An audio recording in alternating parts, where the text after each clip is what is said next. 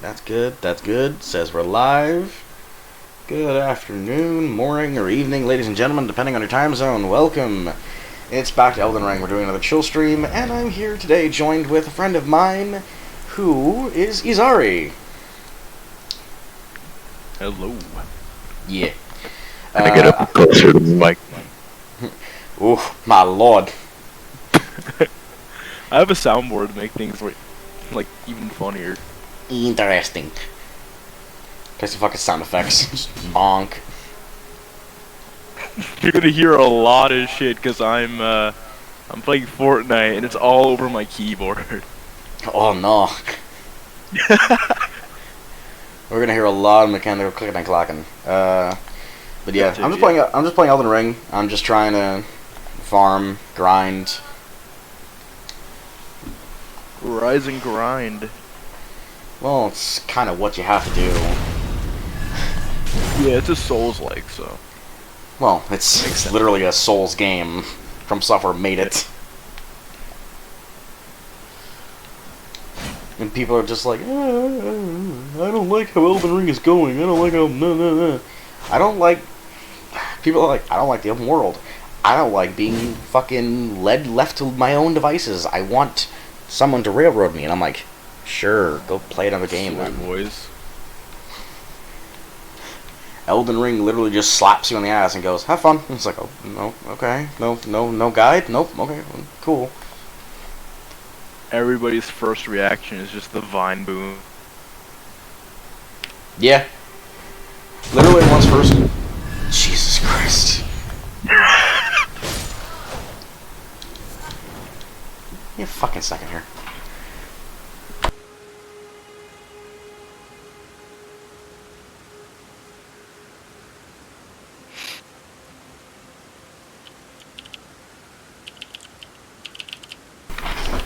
And I have to turn down the volume of my voice because my mother's sleeping. She's trying to sleep. So I gotta be a little quieter, but hopefully you should still be able to hear me. I can still hear you. Yeah. If I really need to, I'll just like turn up the chat mixer. Yeah. The only problem I have with Elden Ring is the same problem I have with most of these other Souls games, though. And it's the multiplayer isn't. It's all mixed. So like if you want to do just co-op, you can't, which is unfortunate because sometimes I don't want to be invaded by someone who's min-maxing their build and walks up to me with a sword and slaps me once and I die. That's not fun. Or someone literally invading me, seeing me from half a map away, getting a lock on, and just going, what a bullet hell, and just summoning a bunch of fucking glintstone shards to bombard my ass. Summoner OP, man. They have made magic in this game so much more overpowered than they did in any other game. And that's specifically because you can actually fucking relatively spam it now. Yeah. And even if you don't have magic spells that you can spam, you still have magic spells that go, that's a nice health pool you got there. Be a goddamn shame if it disappeared now, wouldn't it?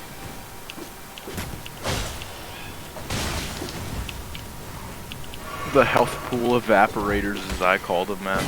Oh yeah. They just fucking disintegrate you. It's crazy. Because when I start off... Nice. When I start off playing any kind of Souls game, I don't sit down and I don't fucking... I play for fun. And I'm sorry, most times PvP is not fun. Especially considering you get people that, again, have these overpowered builds and they walk up to you and it's like, hey little Mama Lou, it's been here, and you fucking die. Bruh. Literally.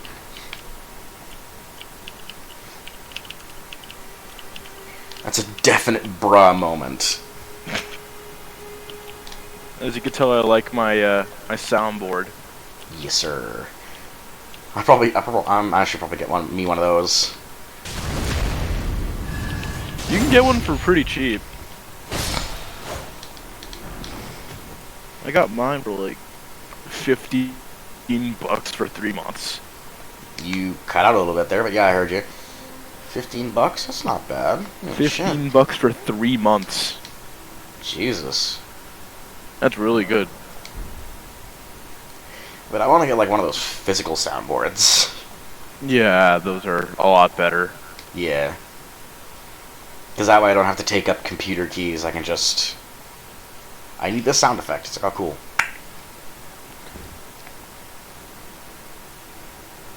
The one thing I vehemently do not enjoy, as I said, has always been the PvP. And it's not because the PvP is done poorly. The PvP is done really well. It's just... people get, like, these fucking... ultra-powerful builds, and they go in and they invade, and it's like, it's not fun.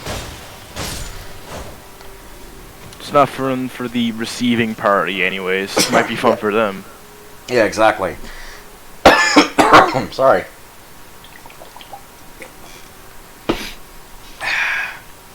Yeah, sorry if you hear my chair, by the way. My chair is, like, really squeaky. Your chair's Like, if about I as old. slightly move... Your Wait. chair's about as old as I am, dude. Yeah. It's older than me. Probably. Fuck. I don't know. I don't know, man. I feel pretty old, dude. Cause I'm just sitting there like, Bro, you and me both. I'm just sitting there like, what game came out 20 years ago? And they're like, it was like Final Fantasy X. And I was just like, oh no, I'm old. Oh no. Midlife crisis. A midlife crisis at 23 years old. What a day, man. Meanwhile, I'm 18 and I'm still playing Fortnite like a fucking child, but it's fun, so... I mean, to be fair, Fortnite, as much as I fucking shit on it and call it Fortnite, I call it Fortnite all the time, and I spend way too much money on it. Yeah, as much as shit I give it, it's still a decent game. It's a good battle royale. It's fun to play with friends. Yeah. Thing is, though, is that when I play battle royales, I don't know. When I play battle royales, I get a little competitive, but I also don't get too competitive. It's a little weird. I used to just casually drop like 18 kill games on the Switch, and like I wish. I fucking wish, man. Like I went from really good to mediocre because I ended up quitting for like 3 months. Well, what I don't get, Like, the reason I keep telling people when they ask me why don't you play more first-person shooters, the reason I don't play more first-person shooters is because, one, if I am playing a first-person shooter, it's more likely than not that there's a certain meta, especially if I'm playing Call of Duty. If it's Call of Duty, there's a certain meta that always fucking wins and is god tier and kills everything in 1-2 hits, and that's not fun. literally every sniper. Literally every sniper. But you know what? Snipers take skill. Because one, you Yeah. actually have to land the shot. Two, you actually have to make sure you hit. Because if you miss, that bolting time is going to fuck you up. Because you're going to turn around with an automatic and fuck you in the ace. Yeah.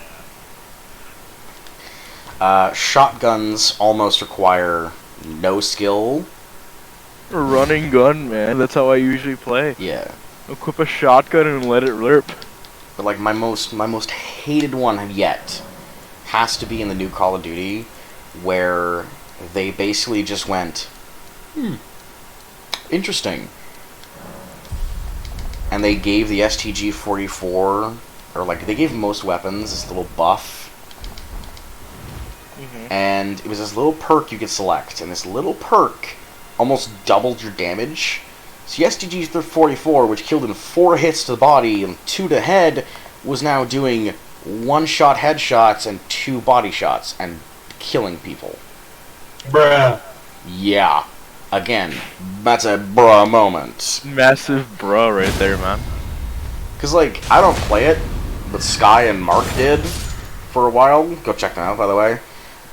Bloody Phantom 101, and I think it's Inked God, or it could be Kerberos, I'm not too sure, but supposed to subscribe to them, they're pretty cool. But they were playing it, and I was just like, so tell me your experiences with the new Call of Duty, because I'm probably not going to buy it. And they were like, don't. I'm like, yeah, good thing. And they told me, it's like, yeah, we got some people that sit there and just have a special ability. And it's like, oh, it's 2 shots to the head to kill, right?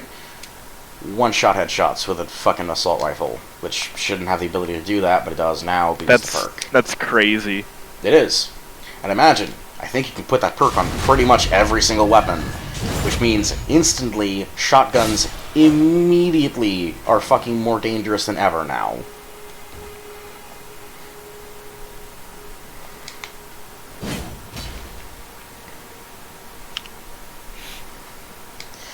But I don't play competitive games mostly because if I play a competitive game, I'm going to either A, throw my controller through my TV, B, throw my controller through my wall, C, throw my TV out the window, or D, all of the above. It involves something breaking. It involves something breaking. Either one of my bones, one of my possessions, or my wall. Or all of them. It's a very definite possibility. All of the above. Just all of the above. You see me suplexing my TV with my controller stuck in it out my fucking window. All you hear That is genuinely sounds like really painful though. oh yeah. All you hear when I hit the bottom is I was like, you okay? No. The fucking arms are broken. What do you think? You okay? I have mantis arms. Get the fucking ambulance. Oh yeah, I ended up just saying fuck it and overclocking my GPU, even though it's a kind of a bad idea. Kind of a bad idea, kind of. But like, But if your GPU, yeah, a lot of frames. If your GPU can handle it, I say go for it. But again, be careful. So far, it's not on fire, so I should be good. You say that, and I watched a streamer who literally.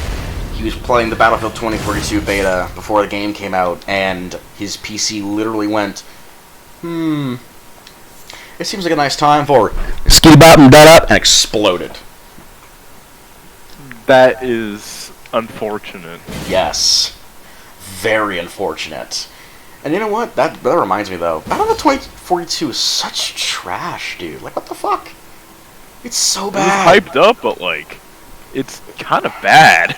Honestly, kind of bad is an understatement. I was thinking, oh, dude, a step back to the modern times? Fuck yeah. We might get another Battlefield 4 or Battlefield 3 out of this. I was hype. And then the game came out, and I was like, I am no longer excited. Have a good day. I can sum up the entire game with one button. You literally could.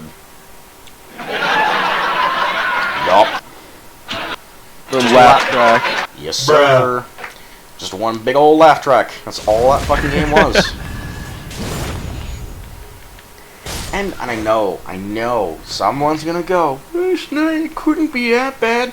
It's pretty fucking bad. Like... If everybody's complaining, it's bad. I've never seen a fan base so united on that front. I literally saw all the forum posts, and everybody was agreeing and pointing out new flaws. I was like, this is the most united I've ever seen a game fan base ever be. What the Just fuck? play Battlefield 4. Or Battlefield 3. Easily the best one. Well, Battlefield 3 too. Battlefield 3 is one of the good ones too. 3 and 4. Let's put it this way. Let's put it this way. You want a good modern Battlefield experience? Either Bad Company 2, Battlefield 3, or Battlefield 4. Yeah. If you want, are the top picks. Yeah, if you want a good old style World War I Battlefield 1. But yeah, which 5's pretty good too. 5's pretty good. Which, by the way, Battlefield 1 made sniping so fucking useless. It's not even funny. Like, snipers legitimately had a range now where they could do a one-shot kill. But I would always hop into, like, hardcore servers just so I could go one shot to the body and kill someone. Because if I'm shooting them with a fucking Martini Henry, I don't expect them to survive. Yeah, you expect them to be fucking dead. For those of you that don't know what a Martini Henry is, it is basically the most advanced form of a black powder gun, I think, that existed around the time of World War One, before cartridge system existed. They used it in like a war in Africa somewhere, and the gun was so effective that it was labeled the elephant gun because people used to go and hunt elephants with it. Well, that and the actual elephant gun, the 700 Nitro Express, wouldn't be introduced until much later on in history. Which, by the way, what a fucking monster of a round that fucking round is. 700 Nitro Express. Even if you fire that fucking thing crouching, the recoil is gonna knock you on your back. Yeah, that just sounds like overkill to me. It legitimately is. Every single game... definition. Yeah. Every single game that introduces the elephant gun as a weapon, or a 700 Nitro Express rifle as a weapon, the recoil is massive, the ammo is super rare, the damage is insanely fucking high, but it's easily noticeable because it's so fucking loud. Like, I used to play Hunt Showdown quite a bit. I used to love it, and I still do. Just I want friends to play with on PC. It looks like a cool game. Like, I would play it. It honestly, it's really fucking good. The community is actually pretty fucking nice, right? The gunfights are actually pretty fucking fair. It all comes down to skill, how you dodge the bullet, where you're fucking moving, how you're moving, such and such. Makes sense. And who the fuck can hit the most amount of headshots. Because if you can't hit a headshot for shit, that game's not for you. Sorry, bro. Play TF2, perfect target practice. Oh yeah, 100%. Or just like play a 3D aim trainer. Kovacs. By the way, yes, on the mention of TF2, I do still believe it's the best definitive hero, quote, shooter. I completely agree with you. Because I'm sorry. I still play it. Oh yeah. People are like, I love on Overwatch's release, they were like, Overwatch is gonna kill TF2, and I'm sitting there like, you're funny. You're funny, you're wrong.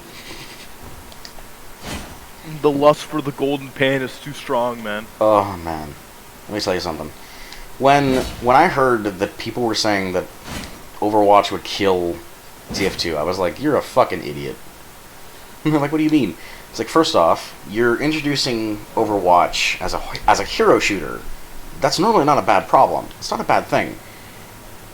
However, I introduce this one aspect. TF2 has a variety of weapons and builds for people to enjoy. What does your hero shooter have? Well, we have cool heroes, cool visuals, cool weapons. It's like cool skins, and it's like, yeah, cool. You have some really nice cosmetic shit, and you also have characters that are one-dimensional and fill one, maybe two roles. Yeah.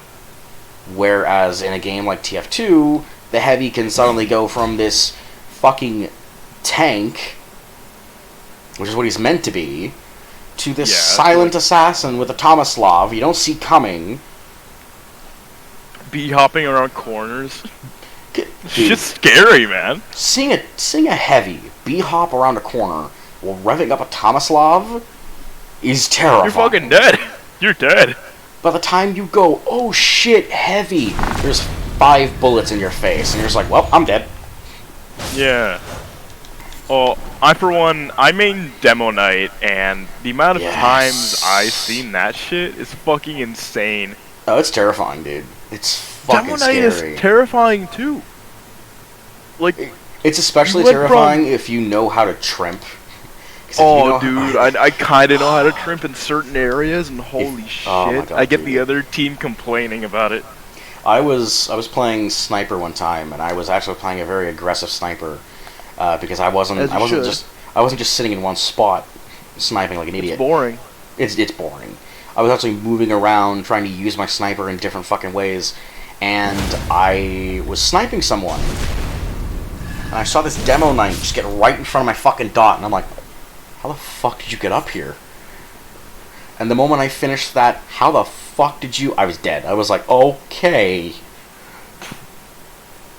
Dot I guess said he it... was using either the head taker or the skull cutter. I think he was using... Those two instantly kill, pretty much. I think he was using the Eyelander. Oh, that's good too. Yeah. But I like the head taker more, because it's What's- literally just a better skull cutter. Yeah. What's terrifying is that demo man was using the Tide Turner and the Claymore with the wee booties.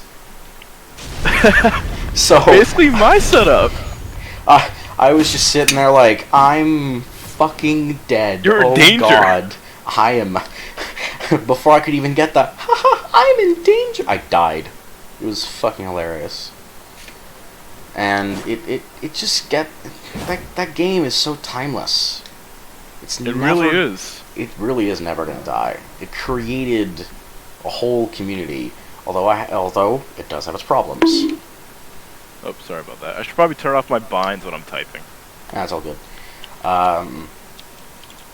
Although it does have its downsides. Let's not forget the community market. Definitely not. It's definitely not for kids, that's for sure.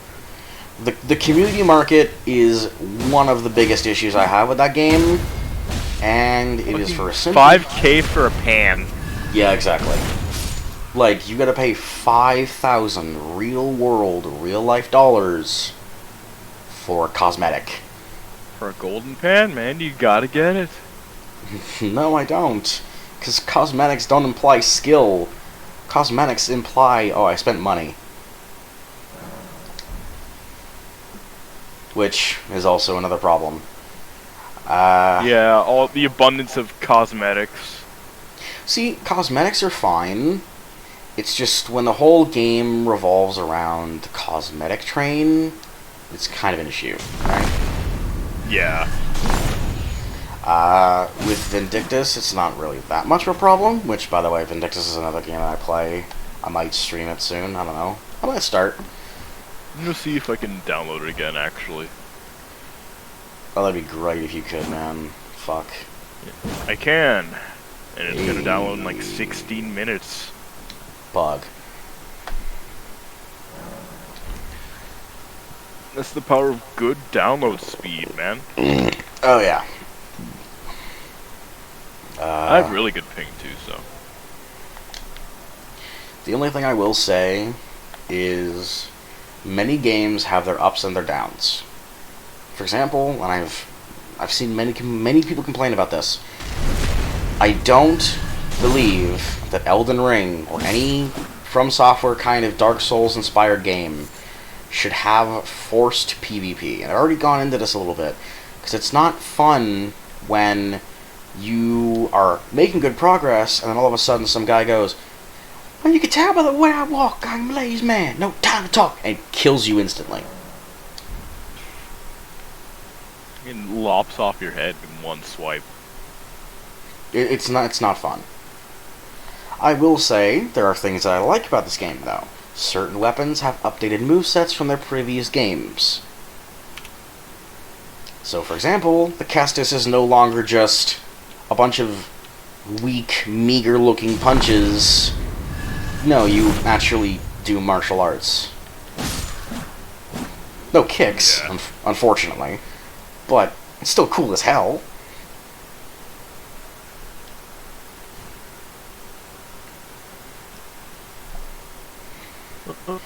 Hey, Millie, come here. Come on. Oh, you're cutting out. Just yeah. My dog stopped by. Oh! Double. Was talking to my dog, and yeah, she ended up hopping up on me, so she's just chilling. She's just sitting there like... She wanted the belly rubs. She's just sitting there like, hi. Hi, Yeah, pet pretty me. much. Pet me, Who please. you talking to, huh? I wonder who you talking to. Woohoo. girl. Yeah, good girl. So, I already told you, Izari, about how this bleed is ridiculous. Yeah. Well, bleed S- generally is ridiculous in most, like, Souls games. Yeah, in Elden Ring, it's even fucking worse. And I don't mean that as in they nerfed it. I mean it as in if you get a bleed proc on a high level or a high health enemy, all of a sudden a quarter or more of their health bar just disappears. And there is absolutely nothing they can do about that. Yeah, that sounds really good. Yes. There was an enemy there was a big fucking like giant sleeping dragon, right? Because I'm in one of the endgame areas. This is not an early game area. You are not going to get to where I am early. You're gonna get here late as fuck. Yeah. You gotta put in some hours. Oh yeah. But there was a absolutely massive fucking dragon near where I am now. And that dragon, I shit you not, when I killed it, dropped me, I think, like 75,000 runes. Holy shit. Oh yeah. The only thing is, though, is he was a one-time spawn. Oh, so yes. it's like one-time deal thing. So Yeah, you got so- really lucky. I got really... Like, well, I didn't get lucky. I had a spot where he couldn't hit me, and none of the dragons could hit me. So I literally You cheesed it. I cheesed it. I literally stood in that spot, went with my Uchigatana, and I just bled him until he died. Because with that weapon, I would get procs of like 130,000 bleed damage, and his health bar would just disintegrate. The very definition of cheese is that, pretty much. Yeah, basically.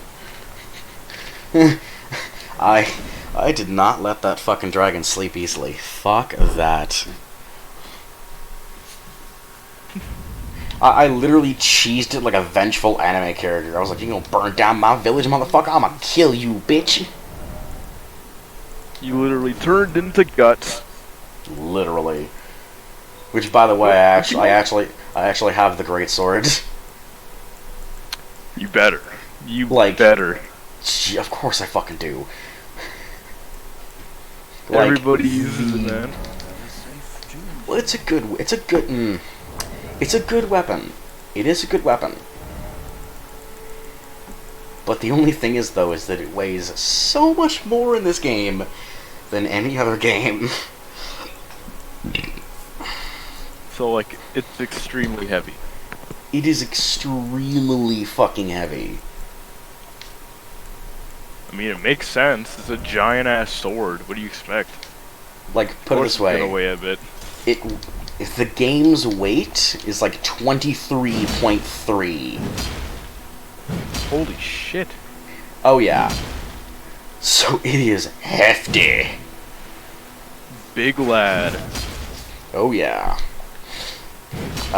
The Ultra Great Swords have also been renamed. They're not the Ultra Great Swords anymore. They're the Colossal Swords, or Of course. Colossal Weapons, because they're too big to feasibly be of use.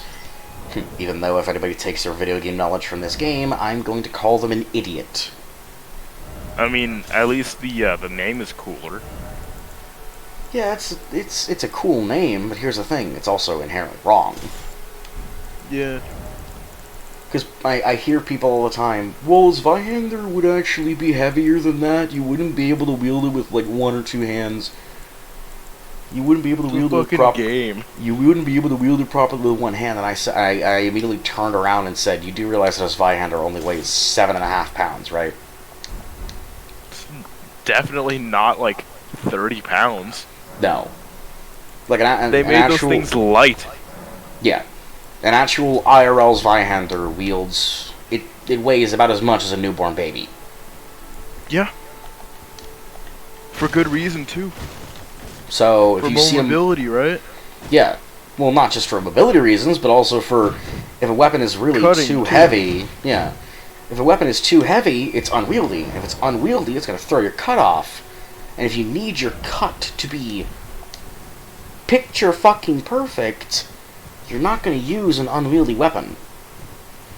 That'll just cause you death.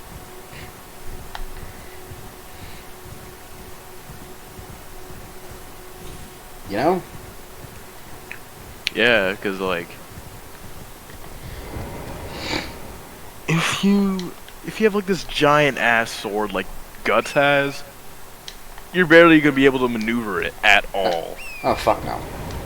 It's like... Even then, the only crazy. reason, and I believe they explained this, the only reason Guts was even able to wield his sword that effectively was because he literally started from his childhood to train his muscles enough to be able to wield a sword that heavy. Yeah. And even then, and even then, Guts used that sword in the most unique of ways, because he'd sit there and he would use the weight of the blade to fucking, like, flip around the battlefield and shit.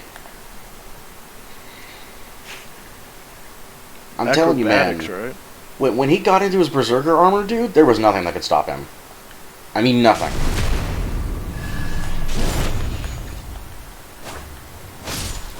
I gotta rewatch Berserk. I plan on it. I plan on it. If only to honor Kentaro Miura and see the story through. Which, someday it will be complete. Someday. Someday we'll see Guts fucking slaughter Griffith like the idiot man he is. And I can't wait. Yes. There's still people saying that he did nothing wrong. You know that, right?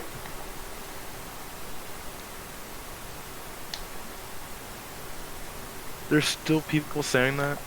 Yeah. There's legit still people saying that Griffith did nothing wrong, and I'm like, you're a fucking psychopath. Coming from yeah, no. If a sociopath is calling you a psychopath, you fucked up.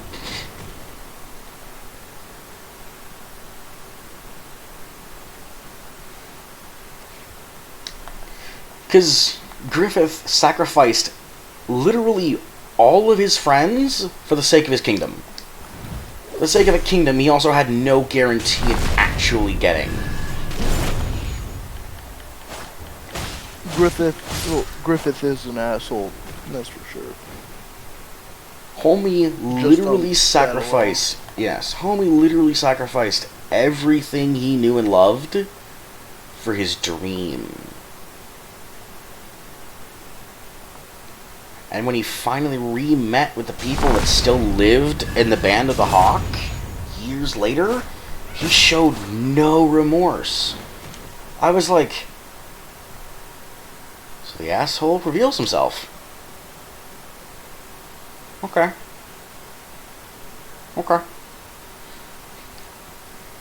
I hate Griffith.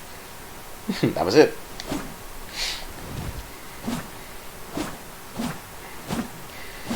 Now, the only problem, again, is that people don't realize that Griffith is meant to be hated. Yeah, yeah. On the topic of that, ever since I fucking first seen him, I hated him. Oh, I hated him from the moment I saw him. He was just a fucking asshole, right? He was arrogant, pompous, ignorant. Overall an asshole. Overall an asshole, yeah. And the worst part was, he literally had everything he could have ever wanted. He had the friends, the family, he was well on his way to completing his dream. But because Griffith fucked up, he decided, I don't need to suffer punishment, my friends need to suffer punishment, and sacrificed everyone in the Band of the Hawk for a dream. Now, I get it. Dreams are powerful things. They make you do stupid shit. Believe me, so does love. But here's the problem. Griffith gave up his humanity and plunged the world into eternal darkness and chaos. Whereas Guts held on to his humanity and, despite the bleak despair, is still struggling to find a better future. He's fighting not just for a better future for himself, but also for the people around him, for the people he's come to care for. Guts is a man. Guts Griffith is just Guts is the biggest definition of I'm the manliest man to ever man, and I'm also too fucking angry to die. literal Giga Chad, right? He Doom Guy and Guts would get along just fucking peachy. Yeah. I'm saying that with like 100 fucking percent certainty, man. They both have built-in rage, right? Oh, dude. They're literally men too angry to die.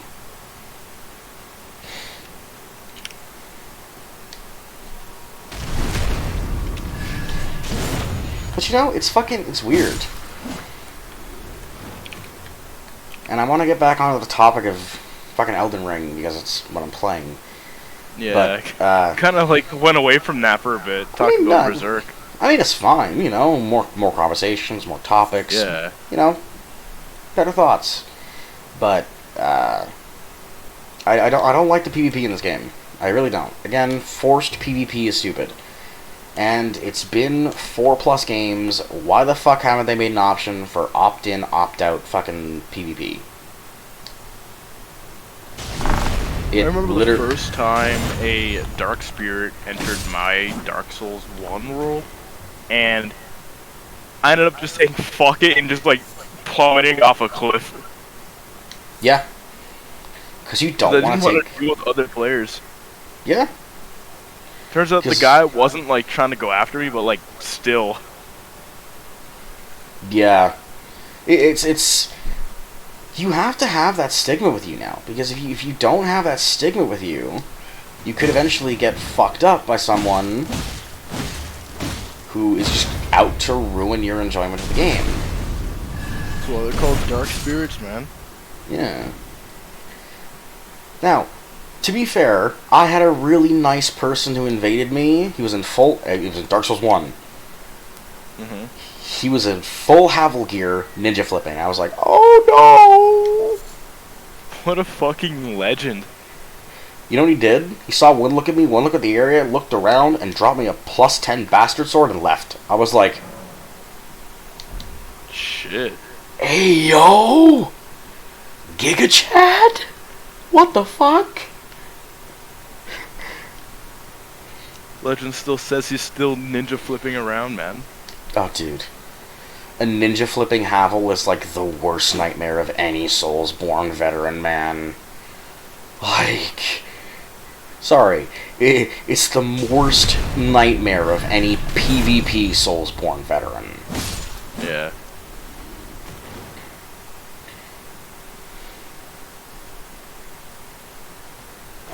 Also, one thing I will say from Elden Ring is that they have improved their hitboxes a lot from the previous games. I fucking seen that. It's crazy. The fact that I can Like, just crouch the hitboxes are over really a fucking... good. Yeah. The fact that I can crouch over a sweep attack or a diagonal attack is great.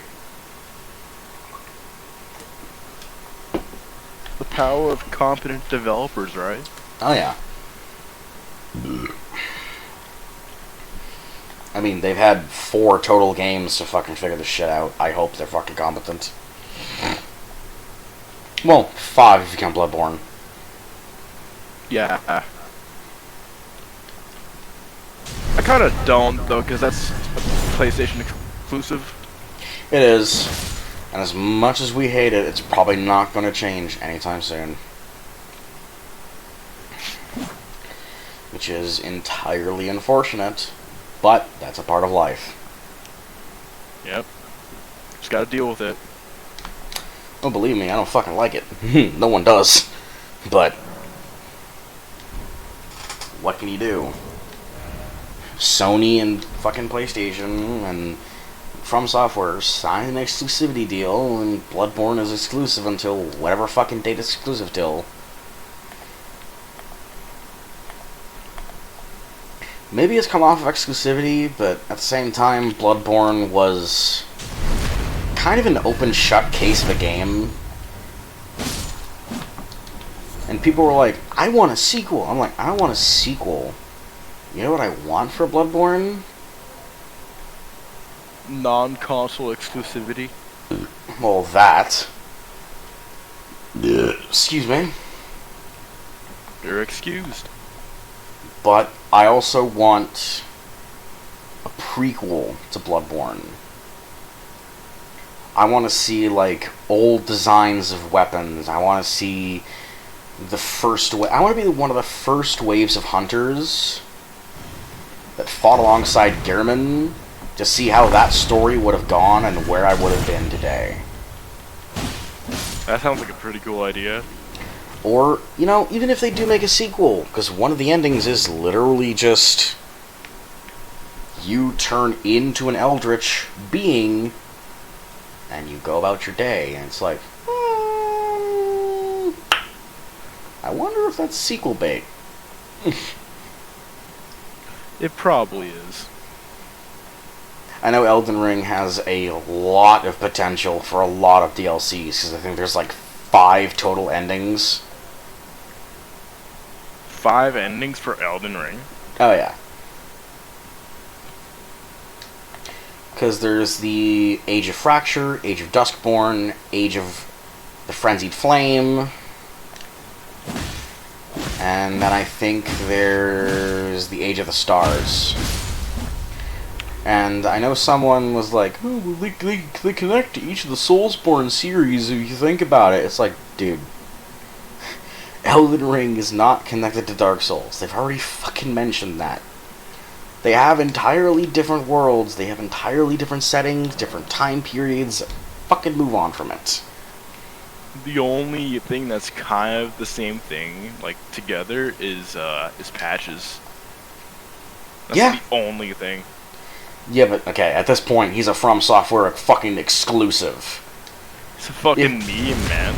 He is a regular. If they didn't include patches in some way, shape, or form, or an illusion dispatch to patches, people would throw a fucking fit. Yeah.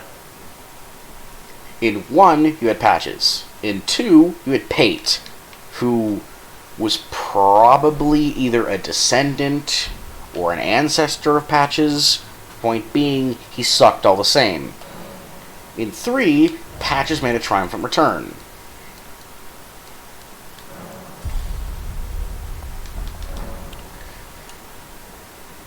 The only fucking problem is that in this game, you fight Patches as a boss fight. And when he gets down to half health, he surrenders. Thing is, though, is that It's a trap. well, no, it's not. He actually surrenders. But people are like, oh, well, don't kill him because you need to open up his shop. And what they forget is when you kill certain people, they tend to drop these things called bell bearings. And you can take them to someone in the Round Table Hold, and that person in the Round Table Hold will then open up a shop. And it's literally, it's genuinely and legitimately the shop of the NPC that you got the bell bearing from, with all of their stock included. So people are like, Got a legendary pack. yeah, people are like, don't kill Patches. You won't get access to his shop. It's like, you can kill Patches. Don't fucking worry about it. You can kill Patches. You can still open up his shop. All you gotta do is take the bell to the weird, creepy twin maiden husks, and they'll just open up the shop that Patches would sell his shit in. And you can do this for any NPC bell bearing that you get. Which, some of them offer really good fucking rewards.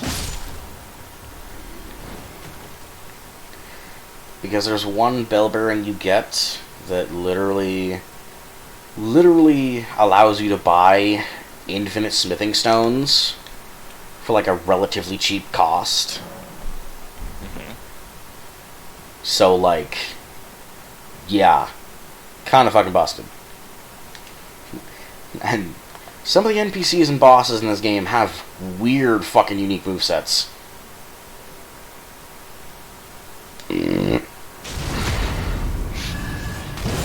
So, there's a secret little hidden boss if you go to this area, if you go to the War Master Shack in Stormhill, and at nighttime, if you randomly go there at nighttime, a boss will spawn called the Bell-Bearing Hunter. That motherfucker is wielding an executioner sword that is powered by Arcana, and he can swing around for extended range without even touching it himself.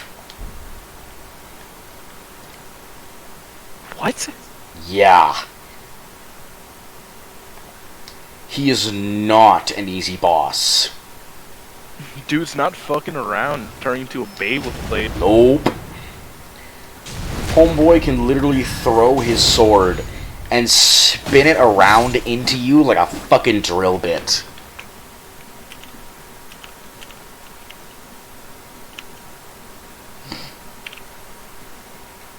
Homeboy has no chill. But if you kill him, you get, you know, the Bell-Bearing Hunter's Bell-Bearing. Kinda obvious. When you bring that to the maiden shop, it begins allowing you to buy, smithing stones. Which again, are really fucking good. Because smithing stones are kinda fucking needed, because your equipment is going to be your lifeblood. And I cannot stress that enough. Do you play Apex? Somewhat used to? Not really.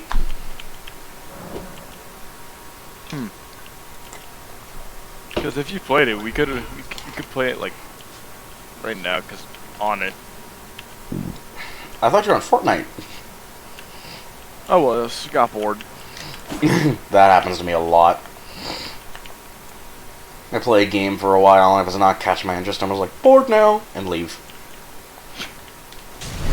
Story of my life. Yep. What I do like about Elden Ring, though, is that combo attacks actually do more damage now, so you don't have to worry about that. So, in any Dark Souls before Elden Ring, when you hit an enemy multiple times, it would just do the same amount of damage. However, in Elden Ring, the amount of... there's an actual, like, full combo system implemented. So, for example, 1, 2, 3, 4, 5.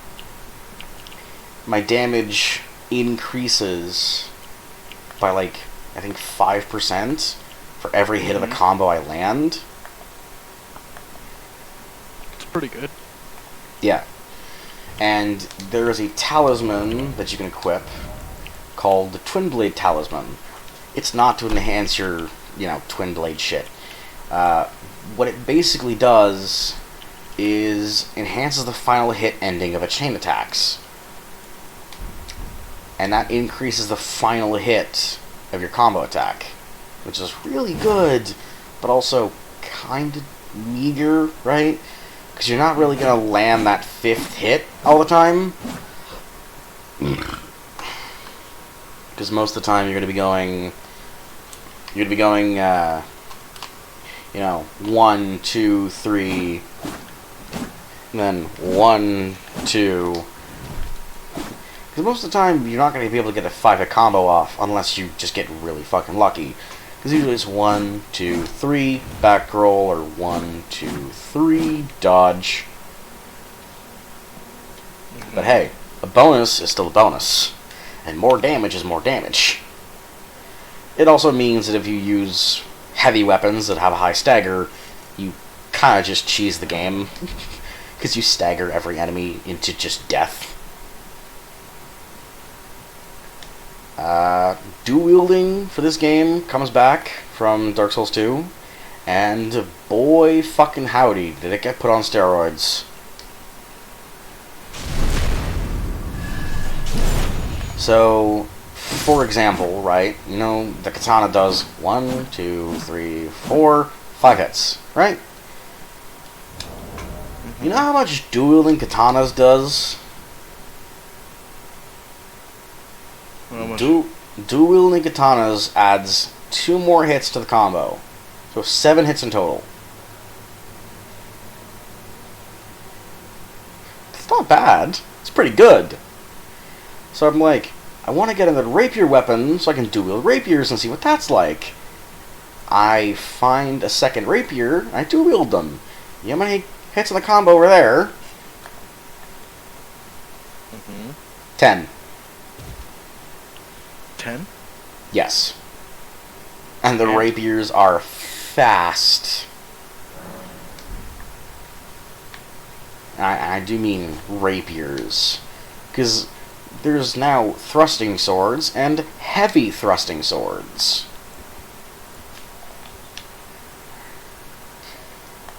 And they each come with slight differences. For example, the heavy thrusting sword is going to be able to get off a stagger a lot better than a normal thrusting sword. And a heavy thrusting sword also has more reach. Well, my PC just died for like a second. Oh god, that's scary. Yeah, screen turned gray and everything. Ooh. That's slightly terrifying. Yeah. But yeah, the heavy thrusting sword for like a bit. Yeah. The heavy Apex crashed and everything. Goddamn. The heavy thrusting swords have a lot more reach than the regular thrusting swords, but they're also a little slower, and they don't attack nearly as much. But they make up for it for being able to do a whole bunch of other things. So, for example, I can put... If I wanted to, if I had it, I could put on Stamp onto the heavy thrusting sword, and basically just stamp, sweep, and just spin the sword around myself. And just clear out an entire area. Or I could put a bunch of thrusts on it, or what have you, right? Now, the only limit is what you decide to do with the weapons. Because the Ashes of War system really just makes the customization of weapons so much better. Not to mention, the Ashes of War system also removes any of the risk of infusing a weapon. So, yeah, in Dark Souls, I'm sure you remember this, you had to, like, give the blacksmith stones and pay him a certain amount of souls for him to infuse your weapon. Yeah, I think I remember that. Yeah. In Ashes of War, you do that shit by yourself. There's no rune cost, and you don't lose anything. You can just take it off at any time if you don't want to have it on there anymore. Huh. It's way better. Yeah, so there's, like, Lightning Ashes of War, and it changes your affinity to lightning. There's Sacred, which is just holy. Holy is actually pretty useful because it guarantees an instant kill on skeletons, and they don't come back, which is always useful. There's Fire, there's Magic. Yeah, Magic, Fire, Lightning, and Holy. Yeah, sorry if I'm like quiet, I'm fixing up my PC. It's all good, man. Take your time. I'm talking enough right now for the both of us.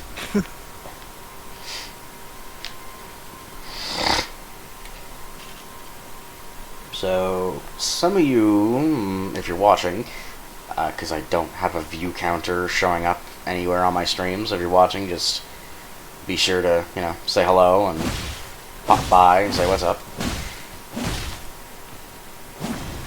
Let me hear your thoughts and opinions. Let me know if you play the game yet. Because the only thing that I have going really for me right now, and the reason I like Elden Ring so much, is because, one, it's more Dark Souls. Dark Souls is always good fun. Yeah. It's more the Dark Souls feel. But I also have many gripes, because a lot of the community is very toxic. Because... Of course, it's Dark Souls. Yeah. Well, there's a lot of people that are like, oh, well, invasions are always scaled against the invader, so you don't really need to give the co-operators any more bonuses or buffs or anything else. It's like, what do you mean? I've gotten invaders that literally just go, that's a nice baho right there. And they fuck me in the ass and kill me. One. Yeah, they rip me a new fucking asshole, literally. Hey man, we're gonna use the bathroom real quick. Yeah, go ahead.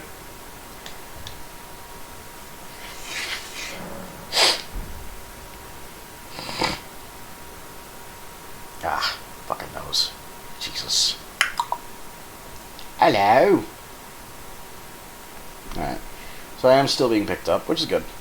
But yeah, if PvP invasions are really your thing, the only thing I can tell you is don't expect to play this game normally then. Because if you do like being PvP invaded, I do hope you have fun. Because chances are you are probably going to get gang raped.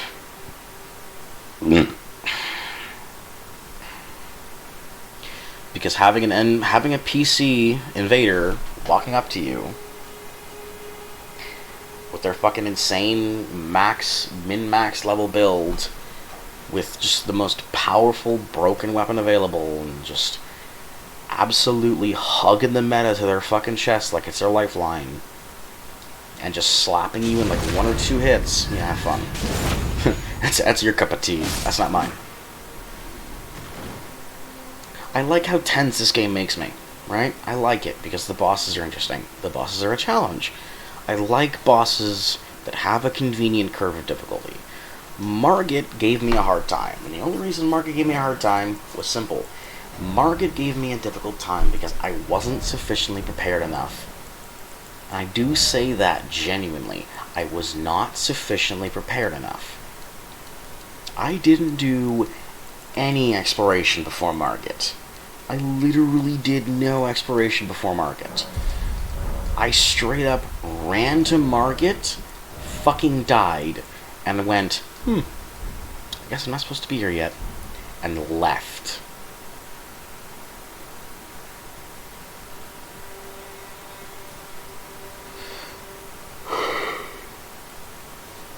The worst fucking thing is that people will sit there and expect... They'll expect the game just to be easier on them. Because, yes, you've made enough complaints. Difficulty modes in Dark Souls don't need to be a thing. I don't care what the fuck you say. Difficulty in Dark Souls is perfectly good the way it is. I say that as a complete and utter Souls veteran, while also being a complete and utter Souls noob. You gotta realize this. I started at the bottom of the barrel like you guys. I had to learn. I had to adapt. The game doesn't need an easy mode. It just teaches you to learn, adapt, explore. It encourages you to experiment, try the best kind of playstyle for you, find what makes you comfortable. It encourages you to memorize bosses' attack patterns. It encourages you to remember where and how and when to dodge a certain attack. You can't expect the game to just hold your fucking hand all the goddamn time, because at that point, you might as well just toss the game to a baby and let them play it. I'm not saying that to be mean, I'm saying that to be realistic.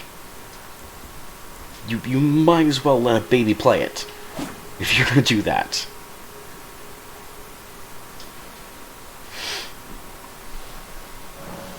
There is no fucking feasible way in hell that you sat down and attempted to play through Dark Souls and said, this is unfair, I got killed. It's unfair because, 1, you didn't prepare, you made it unfair on yourself. 1, you did not prepare. 2, you literally are given all the fucking tools you need. From Software legitimately tells you in the area leading up to the boss, through subtle item placements and the level design, what the boss is weak to. They're good at this. They're really fucking good at this. They do subtle storytelling. If an enemy drops fire bombs, you might think, this boss might be weak to fire. I'll remember that.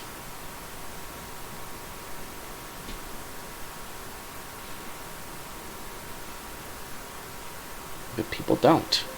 They don't, and that's the same fucking bullshit. They don't remember it, they don't realize it, they don't think about it, they don't look at it, they don't talk at it, and it makes no sense. You literally have all of the tools at your fucking disposal, people.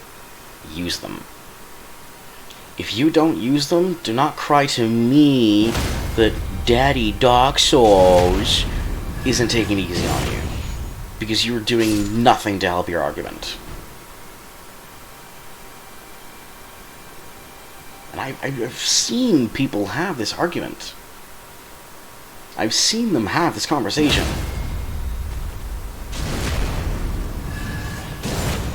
I've legitimately, deadass, seen people say some of the stupidest shit to try and justify why having easy mode would be okay.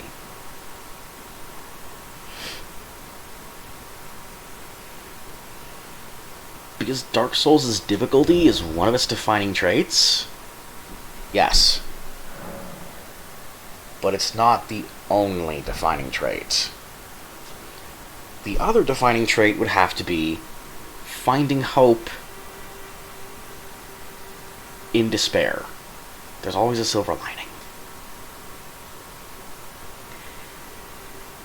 It just gets me so pissed off when I hear people bitch and complain and moan about stupid, dumb shit that they could easily fix if they just use the tools. Hey, I've just been going on a rant. Don't mind. About what? About how people are dumb and don't use the tools that are handed to them in From Software games and complain the game is unfair when they die and they didn't prepare in time. They don't know how to play. Easy. Facts. Like, okay, Elden Ring. The first boss is Margit the Fellowman. If you go to the cave, you fight Patches in, he opens up a shop. In that shop, he sells an item. That item is a literal use item that gives you a free stun state on Margit twice. Oh. Ooh. Sounds pretty good. There's also a bunch of other areas you can go to get better weapons, smithing stones to upgrade your gear, because character levels are not the pure intention. That was loud. A little bit. Because in previous From Software games, in previous From Software RPGs, character level and scaling kind of, I wouldn't say negated the reason for upgrading weapons, but I certainly would say that it made it a lot easier not having to upgrade them. But now, in Elden Ring, you can't upgrade your armor to make it more defensive, which is kind of a bummer. You know? Because I like the ability of upgrading my armor and making myself more tanky.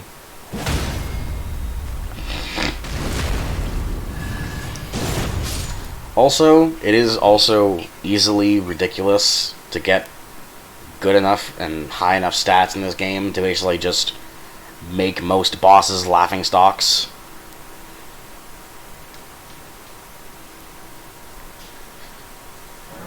Like, it's not hard. Yes, the grinding does take a year and a half if you don't go to an endgame area to grind for fucking runes, but it's doable. It is entirely doable. 2 words. Get good. Yeah, facts.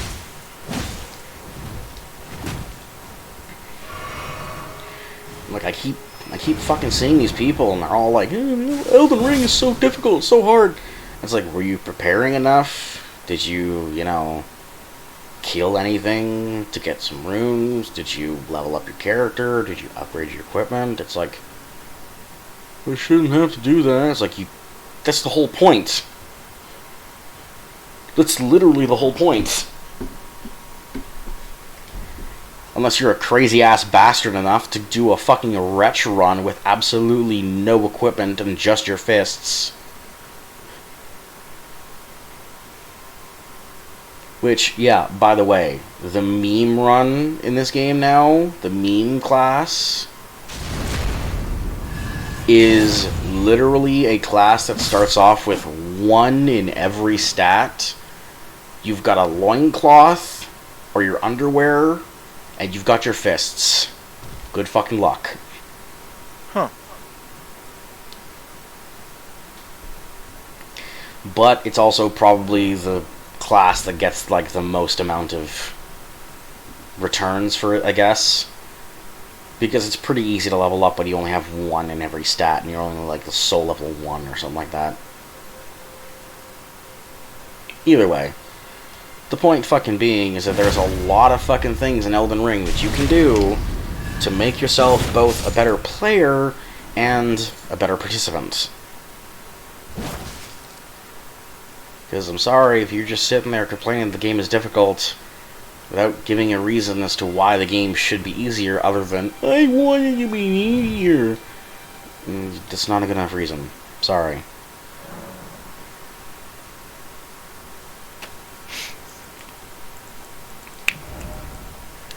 But also, I will say this, there is a certain point as to where I will draw the line. And I draw the line at being unable to do something simply because the boss is extremely fucking fast despite its size. Here's the thing, you'd think that, right? You'd think that. There are certain bosses that straight don't get stunned. No, I meant like player getting stun locked. Oh yeah. If you're a player... That's fucking bullshit. That's the bane of my existence in every Souls game. Yeah. Stun locks suck. Just a little PSA for you. Yeah, if you're getting stun locked, the only thing you can do is pretty much mash your jump button or mash your dash button and hope to fuck you survive. Which, by the way, the dogs in this game are way more vicious than in any other From Software game. Holy fuck. Than the DS1 dogs? Yes. Damn. Dude, I'm not even kidding, they are fucking relentless. If you get caught in between 2 dogs, you will get stun locked. Sounds about right. And considering that in Elden Ring, everything pretty much does more damage to you, kind of fucking nuts, right? Yo! What's up? I got Holy Mantle. Nice. Decided to play some Isaac because, you know, Isaac. Apex kind of died on me. Yeah. Apex kind of I got Holy Mantle first room. Shit, that's lucky. Holy fuck. It's game right there. Yeah, fucking shit, man. GG's. My partner extremely loves Isaac. With good reason. Yeah, but my partner also loves JoJo a lot. He's a massive JoJo nerd. You may or may not have heard of him if you remember me or you know me. But my partner is Dr. Tim. Or the Insane Mentalist, if you want to call him by his full thing.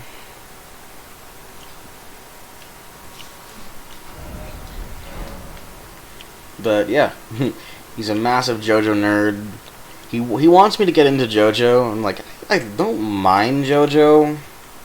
It's the fan base. It's just yeah. iffy. Well, then again, you can make that argument for literally anything. Yeah. It would be a valid point, except for Doom. Oh, I fucking love Doom, man. You know this already. Here's the thing, though, is that Doom's fan base is nothing like the game. 100%.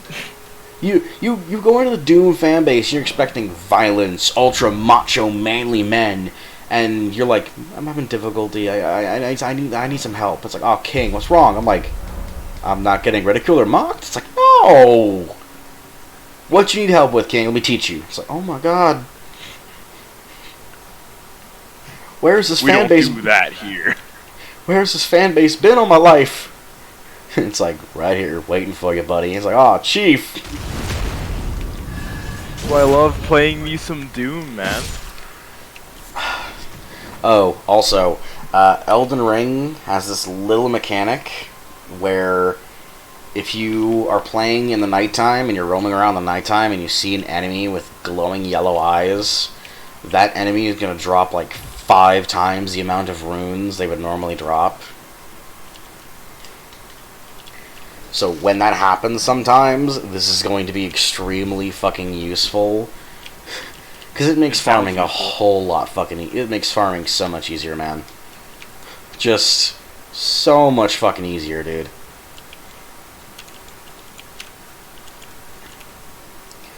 Because, like, think about it. 5 times the amount of runes.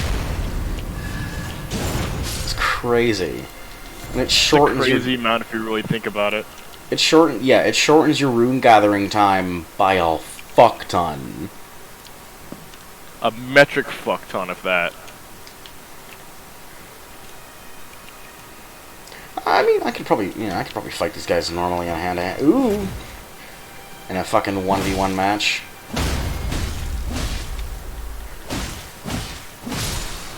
Yeah. I keep getting their weapon, and their weapon is really good, but at the same time, it's not. It's a halberd with a bunch of fucking bleed buildup, which is kind of nice, but it's also kind of not really.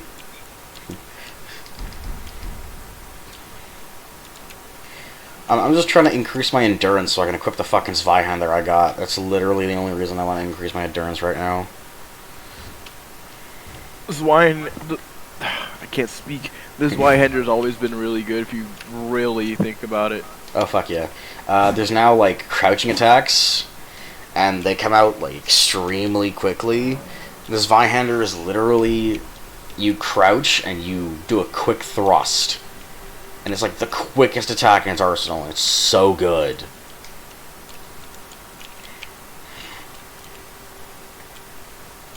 It's just really good DPS, man. Yeah. And dual wielding is also kind of like, it's a really valid playstyle now. And like, I do genuinely mean that. It is a really fucking valid playstyle.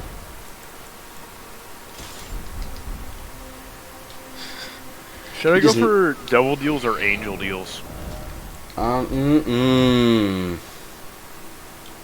I'm probably not the man you should... go for devil, like, right now, but, like, angel pool has some really good things. Weigh the pros and cons of each. I already have Holy Mantle. And... Brimstone. Just...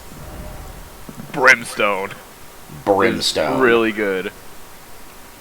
So I think I should probably just go for devil deals, really. I already got Holy Mantle. You go ahead and you do you, Will. Guppy's head. You do you, I do me, we don't. Oh, and I can re-roll this. Oh, you can. And I got. What did you get? Brimstone. Oh my lord! As soon as I fucking mentioned it, I got Brimstone. Dog. Bruh. What the fuck? I got it with the fucking re-roll too. Oh, it's busted. That's busted.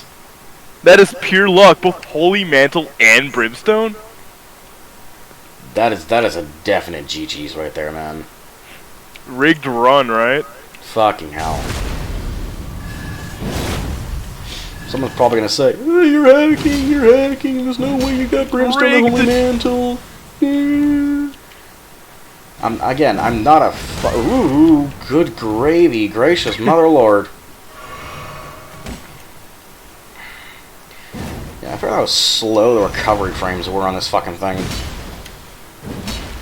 But it staggers someone like a motherfucker. It is so bright outside my window, I can barely see the screen. There. Now I can actually see. Close your blinds, fool. Just did, man. Bet. Also, yeah. This heavy weapons seem to have gotten a massive, like, decrease in their useful, like, utility. Mostly because the recovery frames of certain animations are so long now. Like, normally, the moment the stab is out, you could backstep out of the fucking Zweihander stab. You can't do that anymore. So it's just pain, then. Don't get me wrong, it's still great. Suffering. But, like, it's still a big nerf if you really think about it. Another guppy item? Oh, yeah. But this weapon also just throws these little guys on their fucking ass. So it's kind of fucking hilarious, because it just goes bop, and they're down. And of course, that's also a problem, because it means that I can't reliably do DPS damage, but whatever. It is what it is. I'll take it. Any kind of damage is good damage, as long as you can actually do shit. Facts. And I want to be able to equip a katana or some other kind of weapon so I can use bloody slash. Which, by the way, blood slash is also really fucking ridiculous. The name itself sounds ridiculous, so of course it's gonna be. You sacrifice just like a little bit of HP and a little bit of FP, but it's a massive long-range slash that I think scales with your arcane. I could be wrong, but the point being that it's a really low-cost, high-efficiency tool, and as the name suggests, it inflicts blood loss. And since it's blood loss OP, bro. Blood loss OP. Dude, bleed builds are nuts. In PvE and PvP, bleed builds reign fucking supreme. And I'm not saying that to be a memester. I'm being 100% serious. Bleed builds are kings.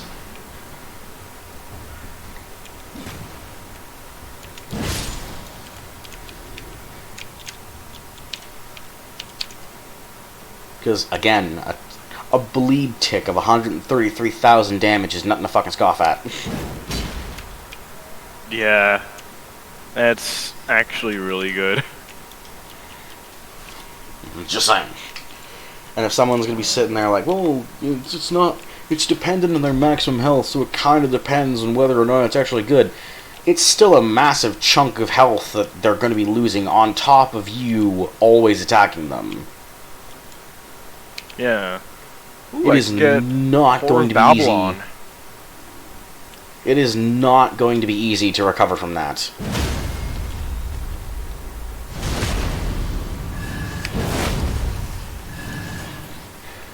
And as long as I don't pick up any fucking health pickups, and I turn into Guppy. You picked up a health pickup immediately, didn't you? Nope. I got 9 lives, and I'm Guppy. Oh, Jesus. This is a definite GG run, isn't it? This run is fucking stupid. Holy shit. Fucking Holy Mantle, first item room, Brimstone, Steam Sale. I've already picked up 2 Guppy items. Now on the 3rd floor, I'm fully Guppy. Holy shit.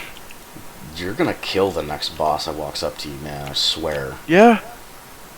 Flies are really OP. I feel bad for the motherfucker that walks up to you, dude. I'm being serious. I feel bad for the person who looks at you and goes, yeah, you look like a good piece of meat I can handle. Pretty much every single enemy.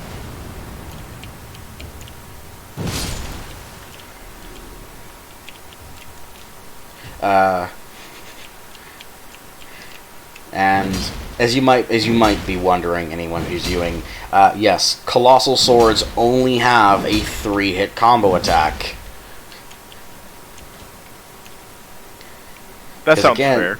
Well, yeah, because again, Elden Ring has basically removed the infinite attack loop that Dark Souls 3 was basically fucking plagued with.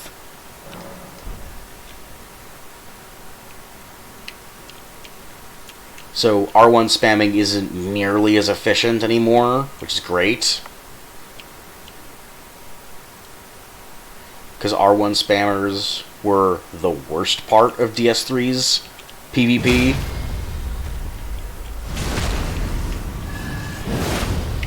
Well, one of the worst. What the fuck is up with this run? What did you just get? Tech X. Are you fucking kidding? Dude. I got a huge brimstone ring now. The Holy shit. Whatever boss fucking room you walk into, pray for them, man. My lord. They're gonna get disintegrated, bro. It's just gonna be, alright, boss fight start. Done already. Oh no. Oh no. I'm next. Oh no. Well, I'm going to the dark room, so yeah. Satan's gonna be cowering in fear. Oh, Jesus Christ. You're gonna get to the final boss, and it's gonna be like, I don't think you should be here yet. And you're just like, I don't care. It's like, oh no.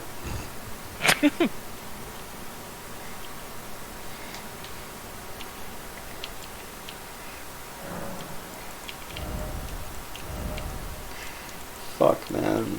Oh my god. I feel bad for any motherfucker that walks up and does that shit, dude. Holy fuck.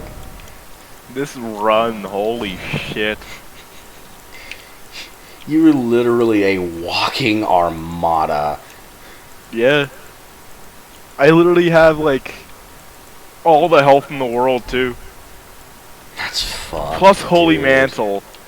Plus all that DPS. All I need is Polyphemus, man. If you get Polyphemus in the next fucking room, I'm literally going to scream.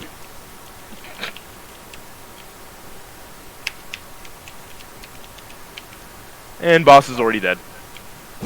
Jesus. Yeah, okay. I wasn't kidding. Pray for the motherfucker.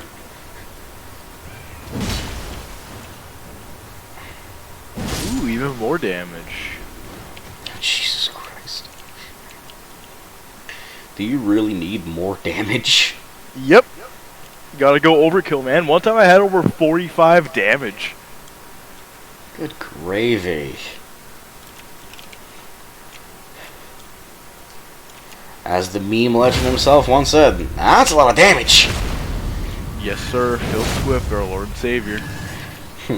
Flex tape here. Hi, Phil Swift here with Flex Tape. You stay the fuck down. There you go. You die. Thank you. Oh my good lord. So yeah, I had enough stamina to wield this Zweihander, but I still want to have another sword on me for when I want to do, like, bleed. So I want to have my Uchi, which is +5. Which is insanely strong.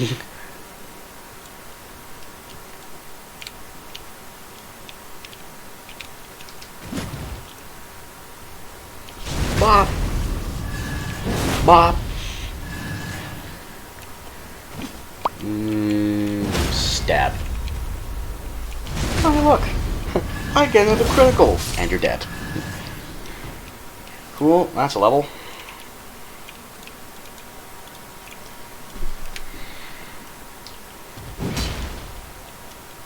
It's genuinely like a tough fucking challenge, right? Because when you're trying to play through Dark Souls or Elden Ring or any kind of Souls-like game, you generally get the idea that the game is difficult because it wants to be difficult. The game is difficult because it's trying to... Yeah, but the game is difficult because it's trying to teach you that you need to be better. You need to learn. If you don't want to learn and you vehemently refuse to learn, you have no one to blame but yourself. Cough, cough, game journalists. Don't even get me fucking started. Oh, it's just like Dark Souls. I'm sorry, man. Games journalists deserve to be laughed out of their fucking place of occupation. Agreed. They're all jokes. Like the guy who couldn't do the tutorial in Cuphead. The tutorial's the easiest part of the game. I know. And he literally was like... Major sad. Yeah. He literally just said, these controls don't work their ass. I'm like, dog. It's telling you the controls. It's telling you what to do. You know what to do. Why can't you do it? And he goes, it's shit. I'm like, dog. Were you dropped in a pot of stupid as a child? Probably was. How do you take one look at a tutorial? Yay! Jesus fucking Christ. Okay, this boy is very aggressive compared to his fucking friends. Die now, please. And I'm Leviathan, too.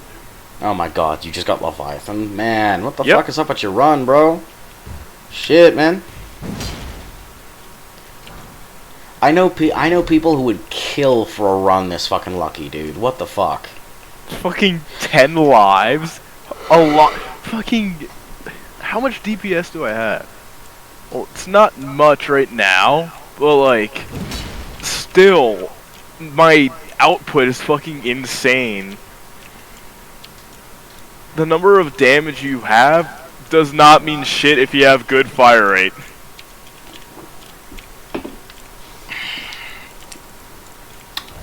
It's like that age-old debate. What's more effective, DPS or damage? DPS, obviously. Why? Yeah. Because even if I do less damage than this guy, I'm doing more overall, because by the time he gets his second bullet out, I'm already on my 50th. It's better that way. Now, unless you can find the right gun that has just the right amount of both damage and fire rate. Which is rare. It is extremely rare. It does happen, but it's fucking rare. You have better odds finding a shiny Pokemon in real life. Yeah.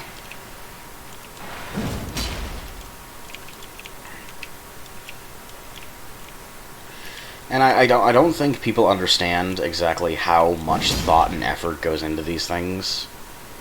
Because, like, this gets me into a big problem I have with games in general.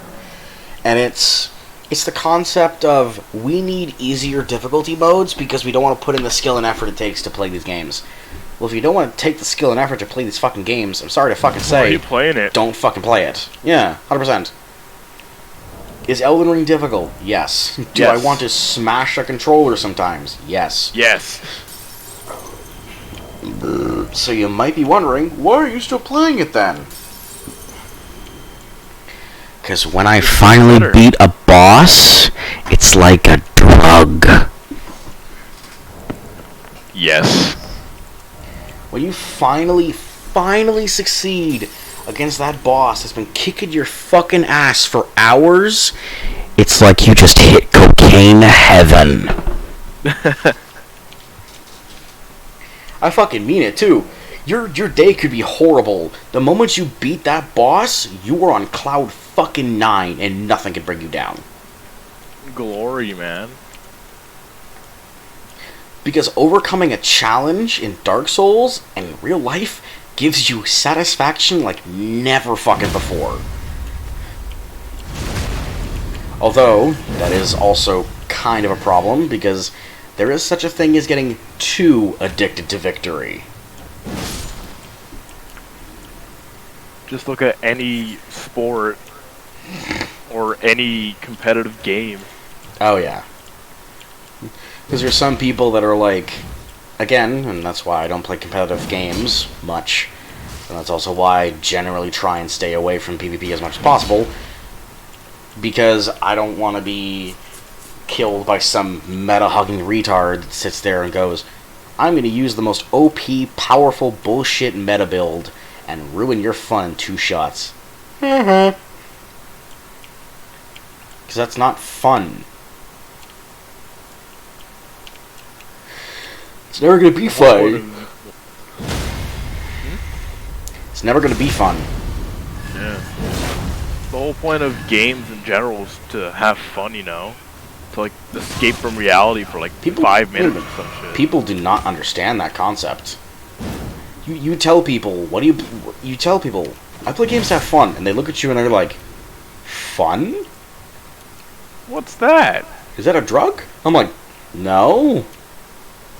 It's fun. You're enjoying something. It's like, oh no, I play to win. It's like, and how do you have fun by winning? You are not the kind of person I would like to play with.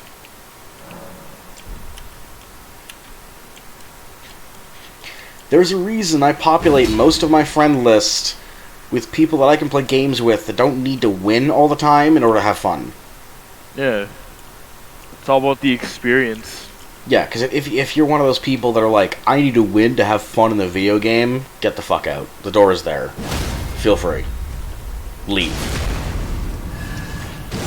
Everybody gets heated during video games, but it just doesn't really matter. Of course everyone gets heated. If I sit there and some guy is just fucking peeking me, of course I'm gonna get heated. But yeah, that doesn't mean I'm not having fun. Same goes for like button mashers and goat head. Oh my god. Guaranteed devil deals. Cool. Don't even mention button mashers with me, man. Jesus Christ.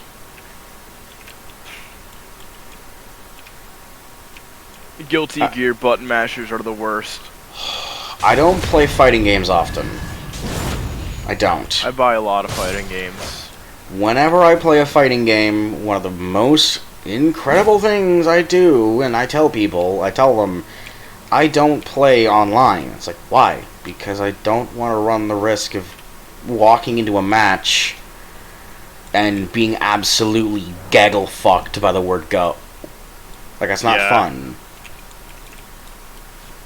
It's especially humiliating if they're, like, young. Oh my god. Nah, you know what's humiliating? I knew someone, I still know him, don't want to, though. I know someone who's like, yeah, I'm a good Ryu player in Street Fighter V. I'm like, oh, cool. Maybe we can play sometime. I go, how do you play? You know what he says? Spam. Spam Zadoken. That's not a good player. Nope. Like, I main Seth and Yuri, and I'll admit, I fucking suck. I'm sorry. Like, I can't combo for shit, but like... Here's the thing. If you're just a projectile spammer, any actually decent good player will sit there and go, huh, you're spamming projectiles. Cool. That's a good goddamn thing. I have a way to counter that, don't I? And fuck you in the ass. Yeah, you're too predictable. Literally too predictable. And I told him that, and he's like, well, I can just spam out the Hadokens at such a fast rate. It's like, yeah, but guess what? Guess what? Any decent player is going to be able to still advance their guard enough to fucking kill you. Yeah. Because projectiles... They'll combo you into the Shadow Realm. They'll literally send you into the Shadow Realm. And he was like, well, they can't block at close range because they have to have a frame animation startup. And immediately I just said... I just was like, you clearly don't know your fighting games. He doesn't know what he's talking about. And he kept saying, hey, I'm a good Ryu player. I'm like, dude, any decent player of anybody, God fucking help you if you get picked with M. Bison. Because any decent M. Bison player is going to make you cry and piss your fucking pants. M. Bison? Holy fuck. I'm sorry. Like, a decent M. Bison player is fucking scary. I completely agree with you. And even if he wasn't playing Street Fighter, let's say he was playing, I don't know, let's say he was playing Dragon Ball FighterZ, right? Let's say he was playing FighterZ. It's also a really good game. There's also a really good game, and I have it. If he was playing FighterZ, any decent counter zoner would just immediately counter his projectile spam and go, ha ha ha, you suck dick, boy! More damage. And I'm spun. Because, I'm sorry, there's a lot of good opportunities and ways to counter projectiles in that game. Same with every other game. Same with every other game. If you're a projectile spammer, you don't really get a lot out of it. You kind of just fuck yourself into a corner.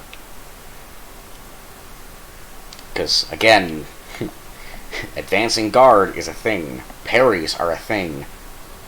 There's technical aspects of the game that basically make it so that you cannot simply just projectile spam. What the fuck was that? That was a weak attempt at a backstab game. Okay, there we go. There's mechanics in place so that projectile spammers don't just get away with spamming their fucking projectile all the time. And if you encounter someone who knows what the fuck they're doing and knows what character they're playing and knows how to play that character, I'm sorry, you're gonna get treated like a prison whore. Your ass is open season. It's gonna be the size of the moon. Your ass gonna be a wizard sleeve.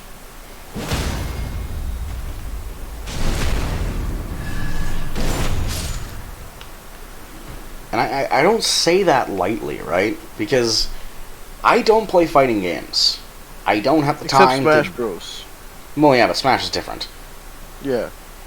Smash isn't really as technical as some games like Street Fighter V.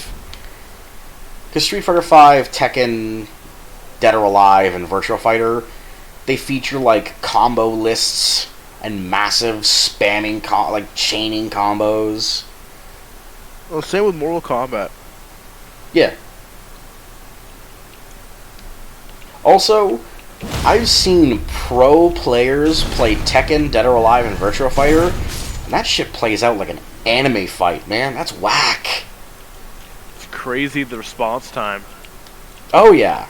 It's ridiculous. It's like almost superhuman, right? They like react in like a fifth or a third of a second. It is insane.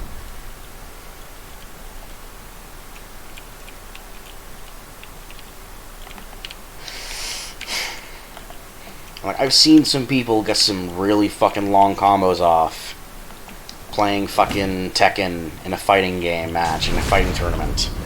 And like, I've seen people get combos off online in like Mortal Kombat 11 and Mortal Kombat 9 and all that shit. It's more impressive in 9 and X. Because Mortal Kombat 11, it kind of like snaps a little bit. Well, I like what they did with some of the characters in Mortal Kombat 11, but I also kind of don't like the fact that some of the characters feel a little stiff. Makes Then sense. again, that might just be me, but...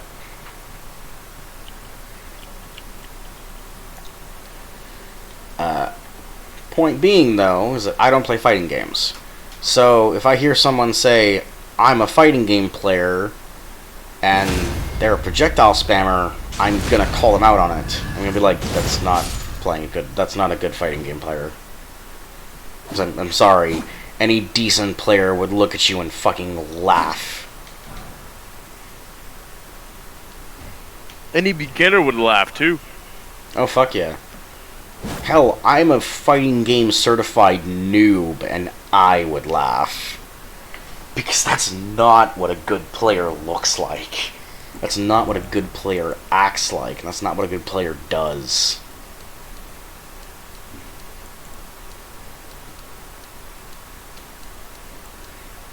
If any good player was like actually a projectile spammer, I bet they'd be ashamed of it, 100%. Oh, fuck yeah, they would. Dude, I've seen people, like, literally get so upset at themselves for projectile spamming.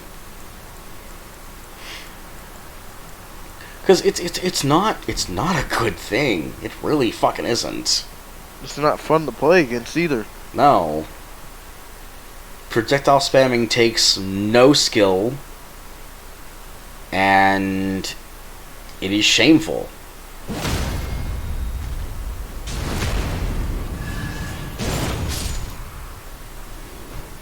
if you're a projectile spammer, I'm sorry, you deserve to be shot in the knees. It's fucked up, but it's true. Yeah, honesty.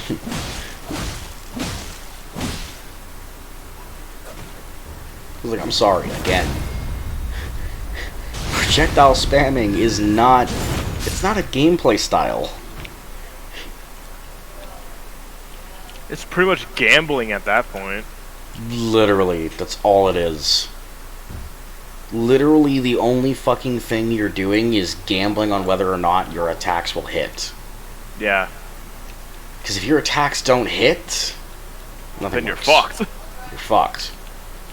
And the worst part is, you're expecting someone who's playing a game to give you time to get a projectile off. In a game like Street Fighter or Tekken or Virtua Fighter or Dead or Alive, it's all about keeping the pressure on. So people are going to be on your ass from the word go.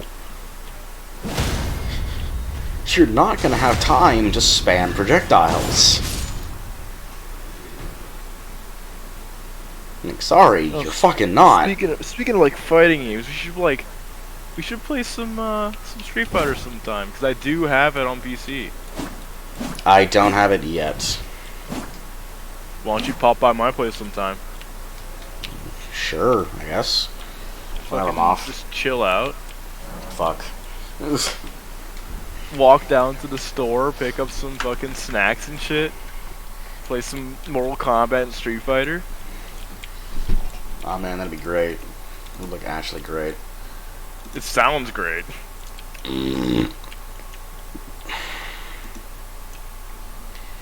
It says I've got like 4 people watching this stream, but I don't know about that. Probably not. I mean, maybe, you know, it'd be nice. If you want to just like say hello or something, just feel free.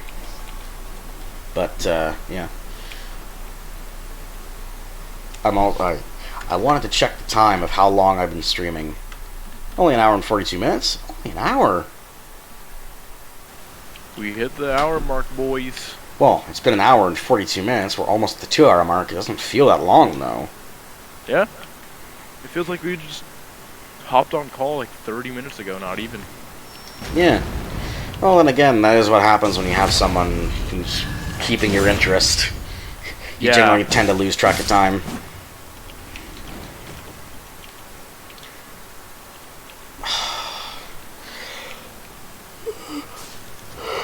Oh, fuck, I'm tired, though. You didn't sleep? Nah. You should have slept, man. Nah, bro. Even I didn't sleep. Yeah. I'm trying to take today to try and somewhat fix my sleep schedule a little bit. Understandable. So like I'm trying to stay up as late as I fucking can today and then tonight. Passing out. Yeah, I'm planning on staying up until like 1 or 2 in the morning, or I'm gonna try. Who knows? I might only get to 10 o'clock. We'll see. And then from there, I will hopefully slowly increment our sleep schedule to be something a little better than, hey, you went to bed at 2 in the morning. Why don't you wake up at 6?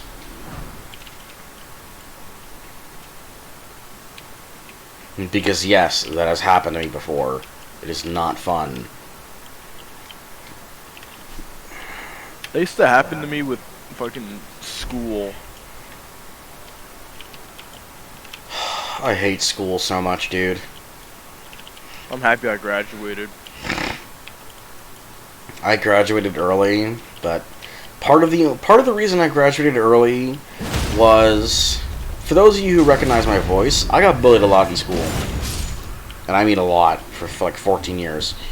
The only reason I got out of that school and I was allowed to graduate early is because I got bullied so much and I told the teachers all the fucking time and nothing was done about it. And none of the teachers or faculty or staff did anything. So I legit, in my English writing class, wrote a fucking basically formal statement telling one of my teachers that, hey, by the way, if the bullying issue isn't solved and dealt with, a kid's gonna go fucking missing, and you're never gonna be able to find him. One of the first things they did was pull me out of class and give me the option to go home and stay home for the rest of the week. I said, sure, I expect it to be dealt with. It was dealt with. The, quote, zero tolerance policy that they had set up was now an actual zero tolerance policy. At least I've actually done something about it, unlike most schools. Yeah, all it took was me basically threatening a kid's life.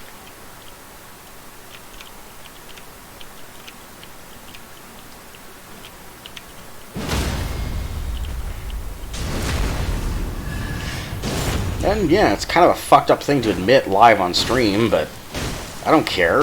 I was tired of that shit, dude. Yeah.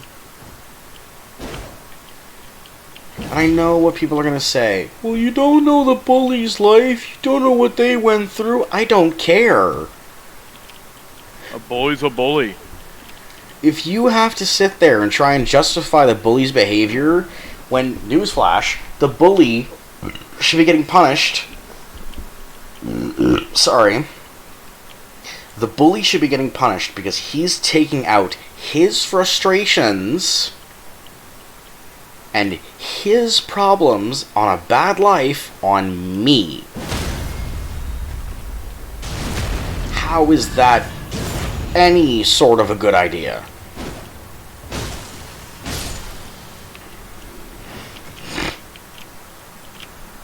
Newsflash, it ain't. Exactly. And people will struggle to fucking understand that. People will fucking struggle to find something to grasp onto. Because people in this day and age don't like to be wrong. They always want to be right. Always.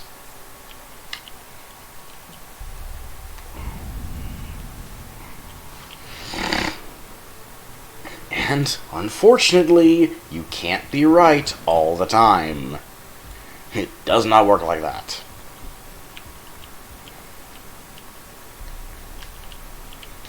Life's unfair, right? Can you believe they invited me to join them? Can scarcely believe it myself. You might be surprised to learn I took them and they only have to ask. It's on Mount Gelmir. Found out where they hide. Just you wait. You'll rue the day you insulted my name. The tale of House Oslo is told.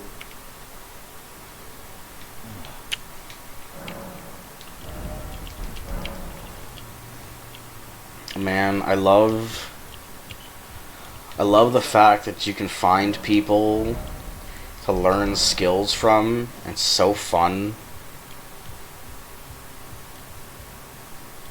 'Cause then I know a lot of fucking people are probably gonna say, "Well, what's the point of Magic certain mushroom? That's a pretty interesting one. I've never heard of that one before. It's in all stats up. It's one of the most broken items in the game. Good to know. Goddamn. Now I got triple shot and shit. Sheesh. I shoot 6 lasers now? God, Jesus. Fucking hell, man. And I deal 1597. So like, I'm just like decking them in the face with like 6 fucking lasers. Rip. Holy shit. I'm insta-killing bosses. Rip. Rip the homie. And plus I have 11 luck, which I can fight Mega Satan. Oh, God.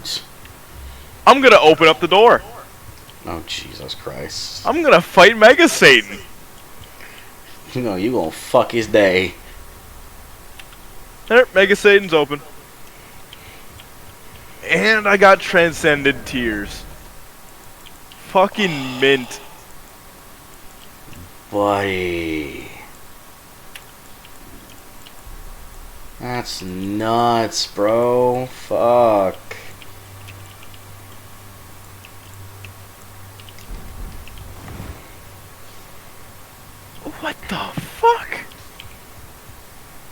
hold on. Are you like prone to like strobe lights or anything? No. Alright, I want to show you something. Cause like this is fucking crazy, okay? Alright. And Isaac, as you can see, right? Give me a sec. Yeah. I see you. Oh. Application is not responding. Please don't crash. Rip. Oh, there. It's fine. Oh. Alright. Okay, you see me, right? See all the fucking items. Good fucking Watch this. Jesus. Oh, good God. Fucking Christ, man. This run. You should be illegal. I got a guaranteed win. As soon as I got Holy Mantle, it was a win. I think Satan needs to call the FBI because I think he's about to get fucking mobbed. Fucking Mega Satan, if that. Mega Satan just sitting there minding his fucking business, and all of a sudden you walk into the door and he's like, oh God. And plus, I have 10 lives. So if I die, I'm coming right back. Oh God, I forgot you had 10 fucking lives. Jesus Christ. Poor Satan. And Jacob's Ladder! What You the fuck? fucking kidding me? Dude. It's broken. This fucking run.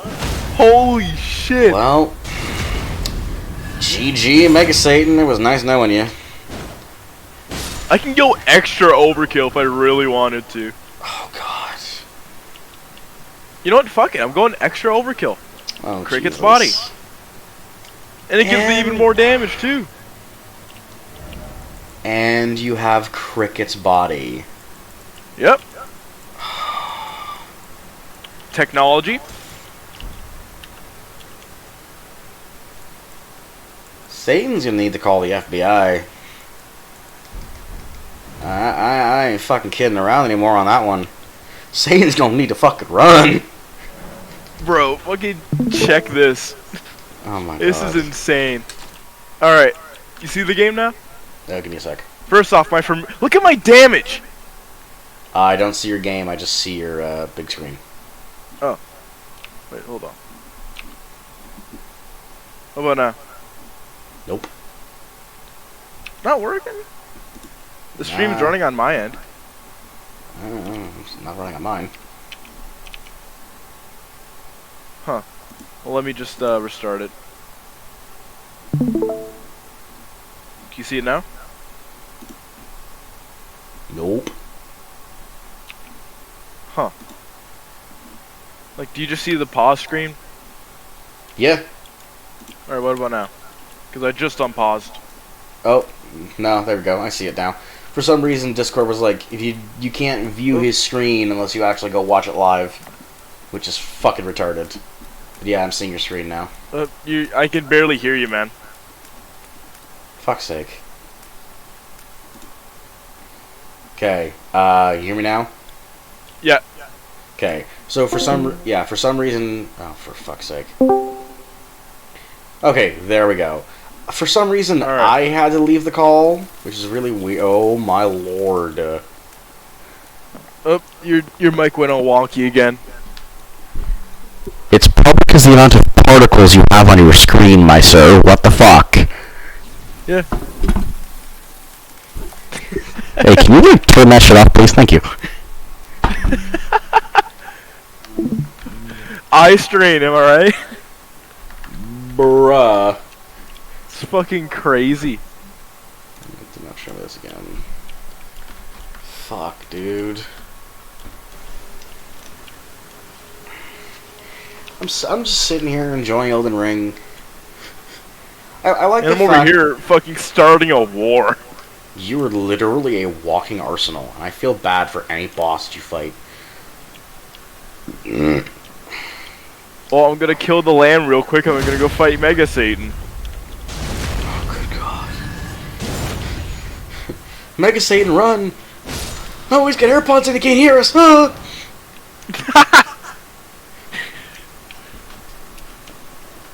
Lamb's dead. Already? Yep. You Jesus fuck, dude. Mega Satan, here I come. I feel bad for any motherfucker that wants to fight you, dude. I'm being legit. You legit had like the perfect run to your game. There was no reason to fight you. What are you? Death. What are you? I am the end of everything. The end of time. Fear me.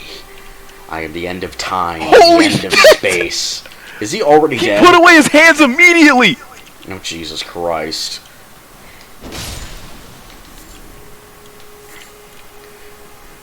So it's official. Izari has ascended to godhood. Yep. I don't fucking say that lightly either.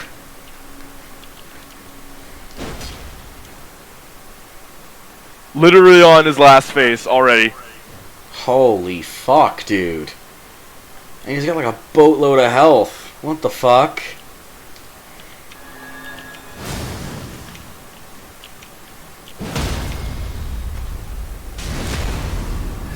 Oh, he actually killed me. Wow. Oh shit, that's the first time he died. Yeah. I have 9 more lives. I'm just imagining Satan just, whew, I killed him. Killed him the first time. Just killed him the other 9 times. It's like, what? You 9 lives, motherfucker. It's like, oh god. Guppy. He just hears one word. He just hears. Guppy? You just whisper gently in his ear, just a gentle breeze. Guppy. And he's just like, oh no. Any run that gives you Guppy, you're just winning. Unless you are absolute dog water trash at the game, but we're not talking about that. Yeah. Keep in mind, I got Guppy on the 3rd floor. Yeah, that's like extremely fucking lucky. Holy Mantle on 1st floor, Brimstone 2nd floor, Guppy 3rd floor. Everything else, and just like, he's still getting annihilated. You're basically throwing everything at Mega Satan except a kitchen sink. Yeah. Or Mom's knife, which I wish I had. Dear God, if you had Mum's knife. Oh, fuck. If you had Mum's knife, I don't think Satan would be able to compete.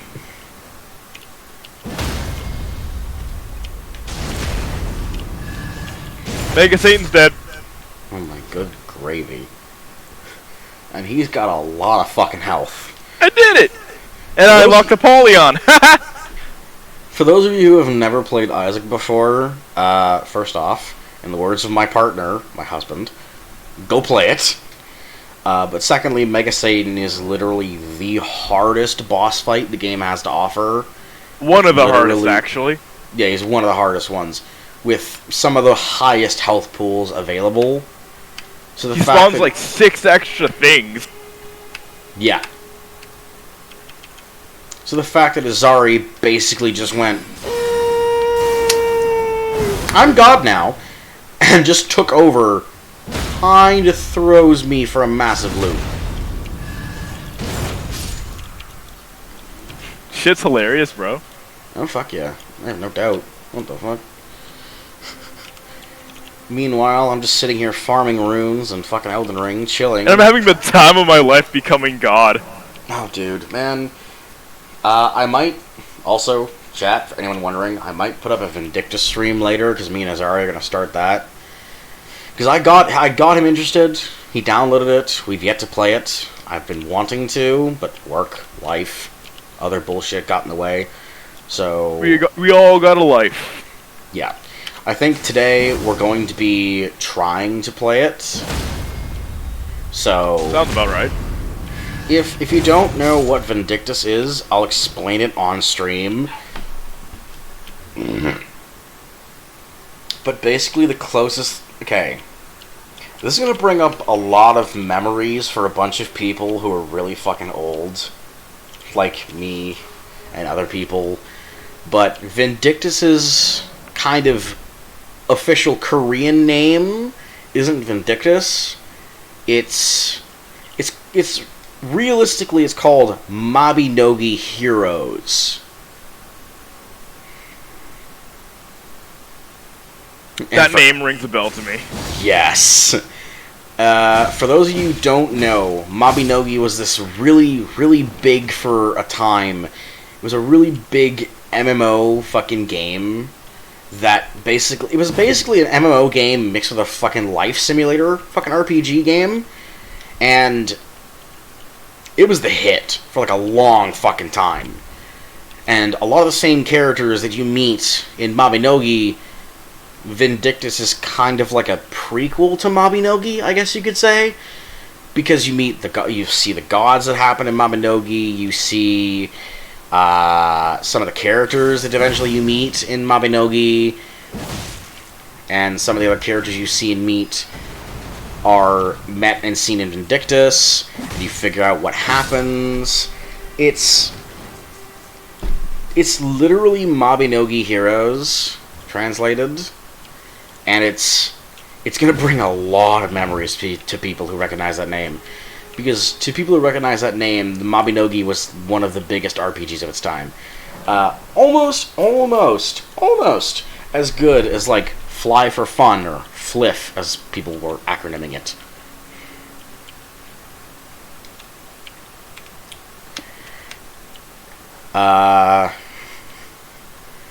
On the concept of MMOs, I'm really tired of good MMO games suddenly being turned into, like, shitty-ass mobile games.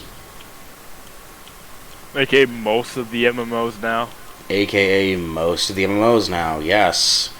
Vindictus, thankfully, hasn't been touched. Good.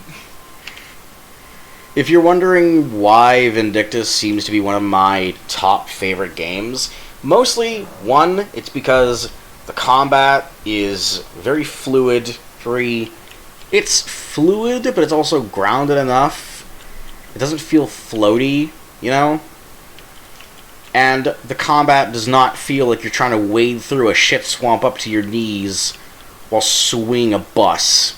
It actually feels like combat that would happen with those kinds of weapons.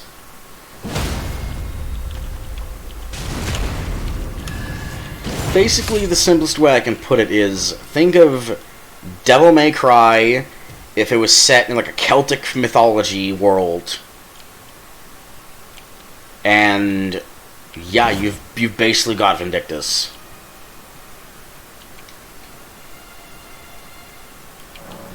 I wish I was making that up.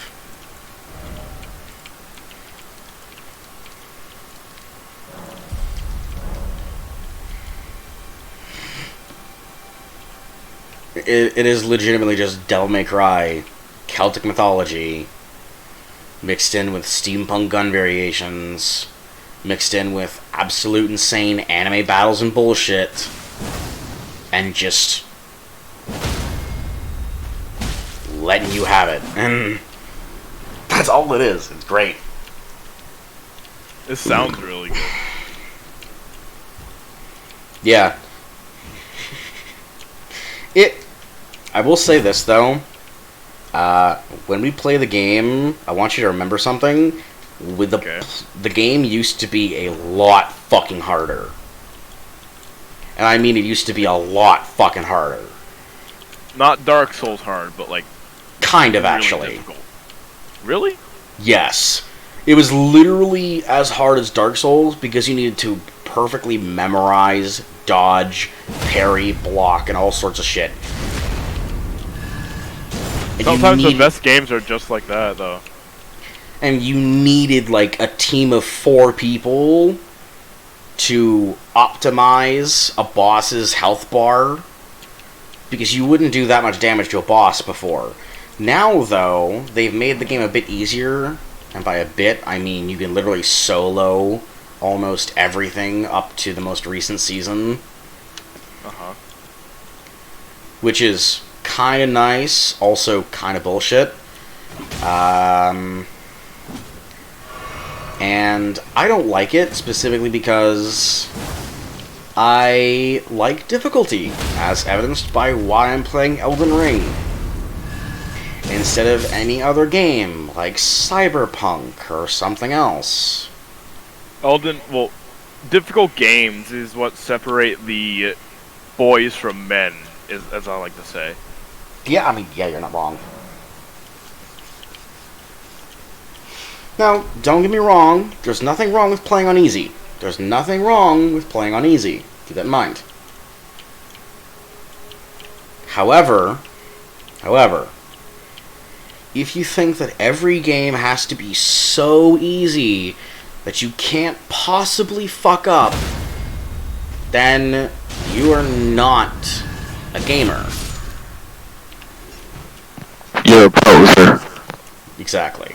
Also, ow, my ears.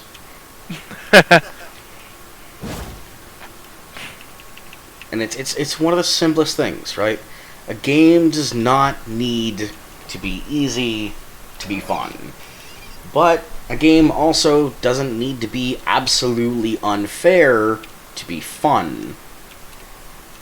Playing Doom on easy, normal, and hard still gives you a fun experience.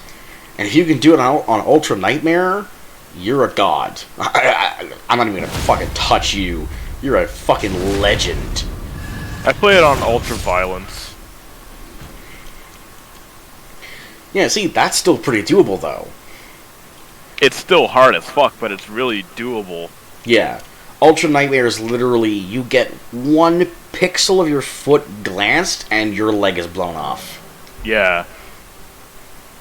And you just die instantly.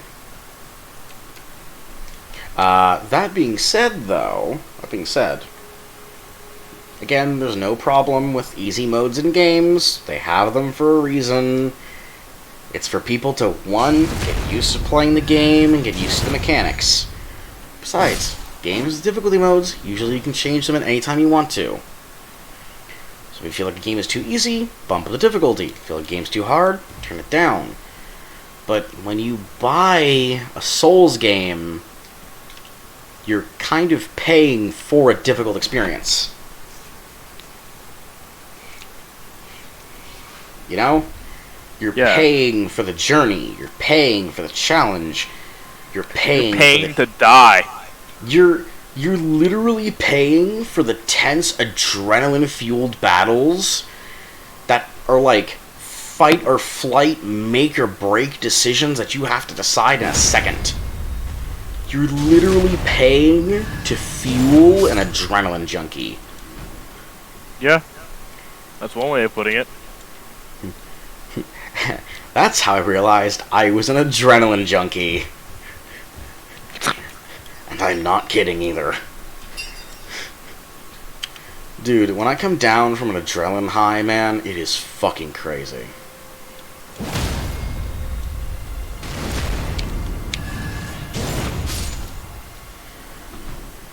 Also, for those of you doubting my statement of like, oh, the euphoria from beating a boss can't be that great. No, the euphoria of beating a boss is literally like a drug.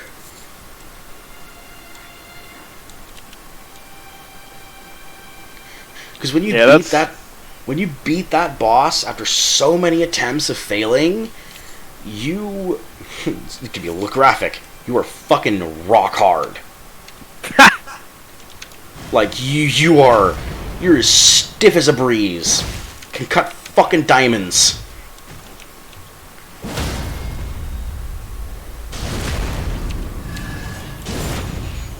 And you feel like you're on top of the fucking world. I love it when games make you feel like that. Oh, fuck yeah, dude. It's great. One of the games that makes me feel like that is actually Doom, believe it or not. Oh, yeah, dude. No, I 100% believe you. But that's and you also know because I love my Doom, right? Oh, fuck yeah. You know that. Well, I also know that Doom is also a really interesting game, in that, one, again, its fan base is nothing like the game would suggest it would be.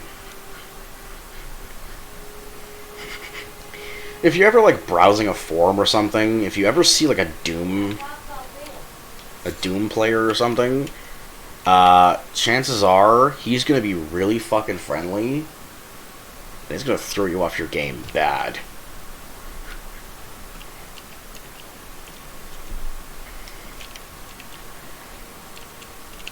On that note, though, I will say this.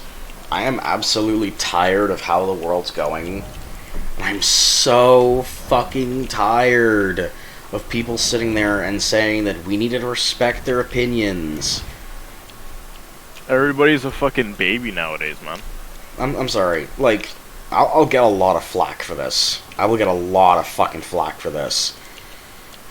But non-binary, I'm 100% fine with. Yeah, me too. But I cannot see anything else beyond non-binary. Again, I get it. I get it. I get a lot of fucking things. But my problem is that the generation nowadays does not realize that people will do and say anything for any sort of fame. Like, at all. At all.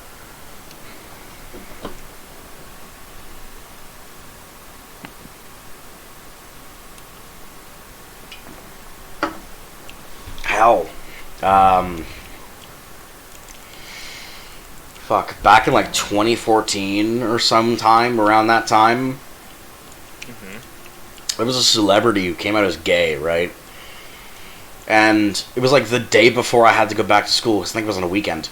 It was the day before I had to go back to school, and remember, I saw one of these people literally beat the shit out of a gay man.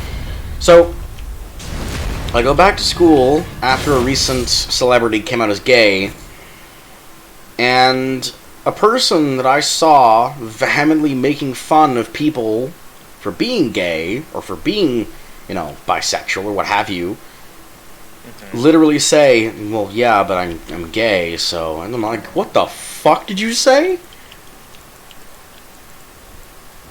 I'm gay? No, you're fucking not. You mocked the fuck out of a man not 2 fucking days ago, and you beat the shit out of him because you said he was a fucking homophobe. You said he was a homosexual. You beat the shit out of him because he was gay. How the fuck are you gonna have the balls to call yourself gay because a celebrity did it? When you beat the shit out of a homosexual. We should bring back gatekeeping. Honestly, genuinely, yes. 100%. Fuck yes. I am 100% down for that. 100 fucking %. People need... Yes, because people need to realize this. If you don't keep people out of certain things, people are gonna fuck it up. Look at D&D now. The changes that are making to the D&D monsters, man, I hate that shit, dude. Just stick with 5e. Nah, That's what man. Everybody's doing. They're writing a new fucking, like, D&D edition, and they're like, well, we're gonna be removing some monsters and changing some lore about the monsters to make them more relatable. It's like, dude. What? They're not supposed to be relatable. That's the point. They're literally making the Mind Flayer, the Beholder, and all these other fucking things fucking be, like, misunderstood creatures, and you're bad if you kill them. It's like, dude!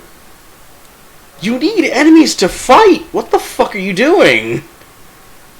Oh, humanizing the bad guys. Also, that brings up a good point.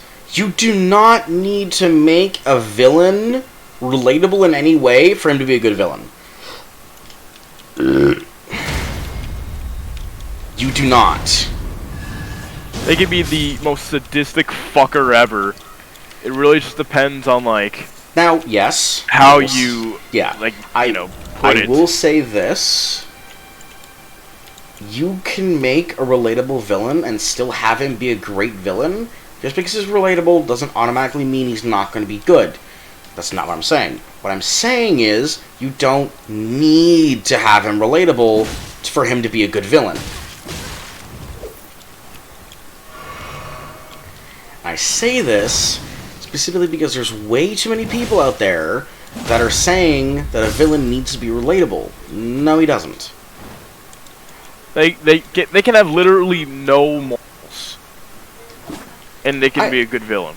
I like villains with no moral compass, specifically because I can root for them and not feel... I can root for the heroes and not feel like an asshole.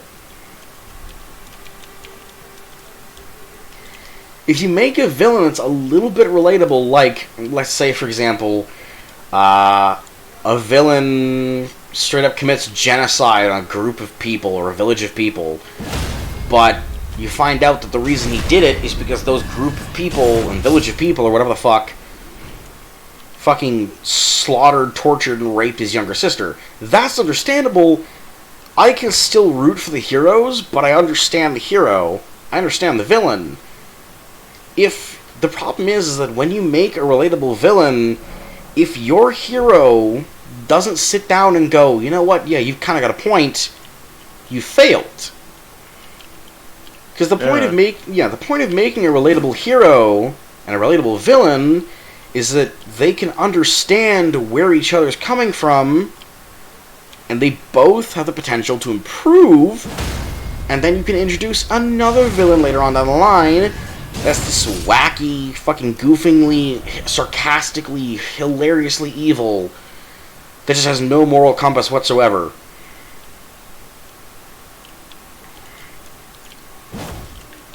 Hell, if you want a good D&D villain, literally just take any D&D villain idea from any 5e forum of fucking D&D, and there you go. You've got your villain for your story.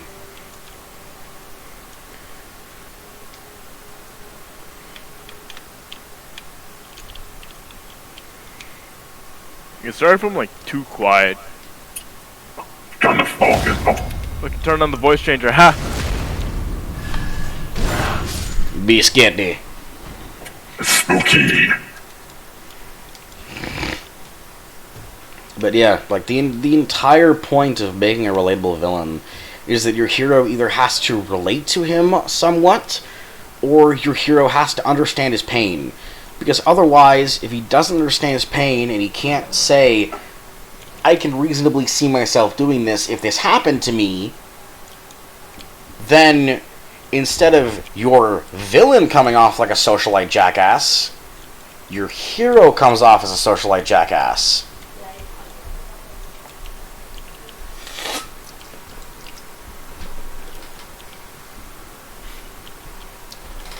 Now, don't get me wrong. I've seen shows do that before. I've seen shows pull the Uno reverse card and basically say, you thought the hero was good? Joke's on you! He's a sarcastic, snarky, ignorant, arrogant asswipe. The villain's the real good guy. And sometimes it works. Sometimes it don't.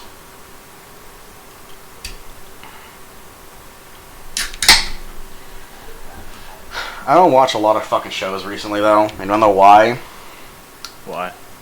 Because most people generally tend to lose the plot of the show in favor of shipping two characters together.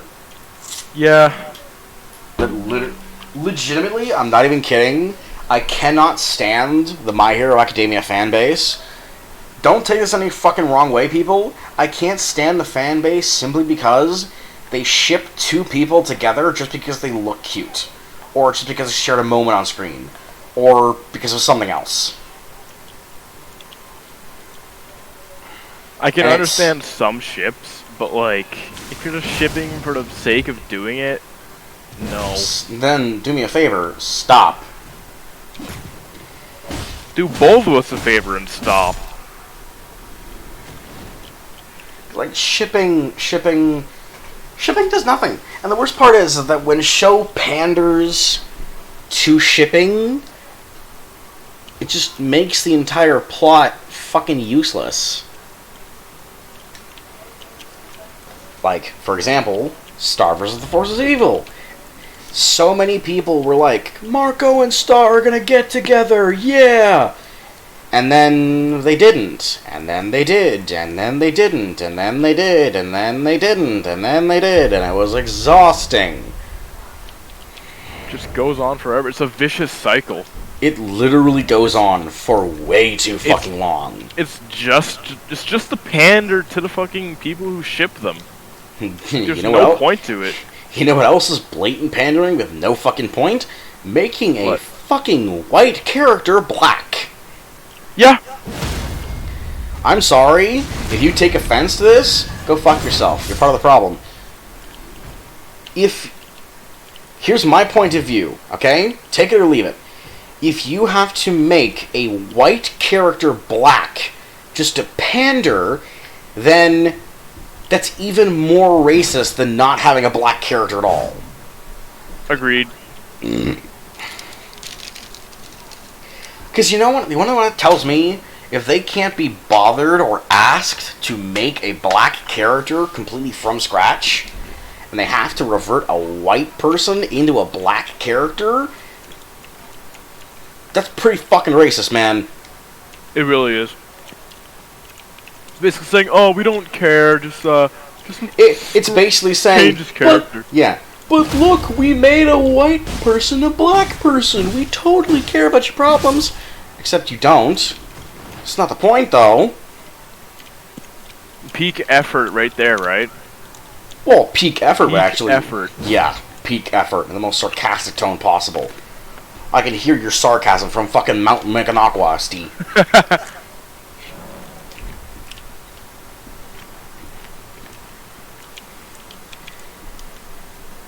Just pandering to the audience makes no fucking sense. It literally ruins any fucking possible sense of plot you could have had for the show.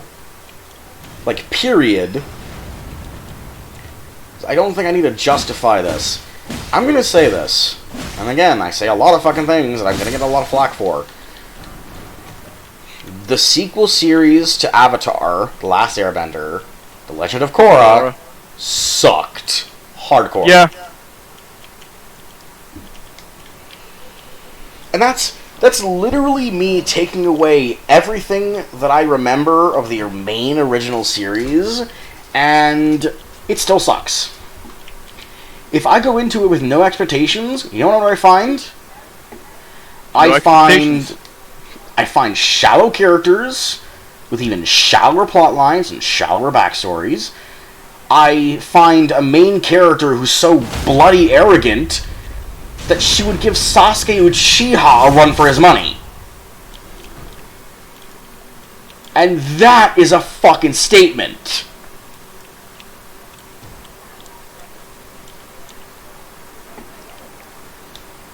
If you've got a character that is more arrogant than the latest version of Sasuke Uchiha, 1, that's an achievement, don't feel proud. 2, that's a horrible fucking thing, don't feel proud. Just don't feel proud in general.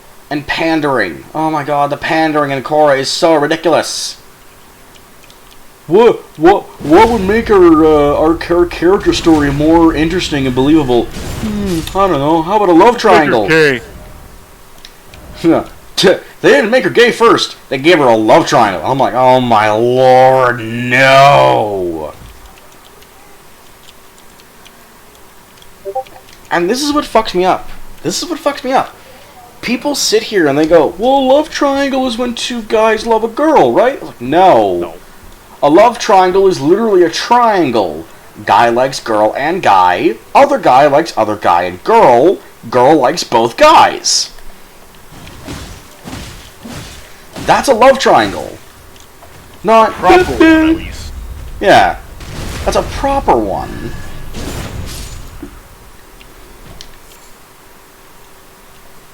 And then the love triangle was just thrown out the fucking window because all of a sudden she met a hot chick and her sexuality meter went, I'm a fucking lesbian now, bitches. Have a good day. And everyone's like, hey, yo! What the fuck, man?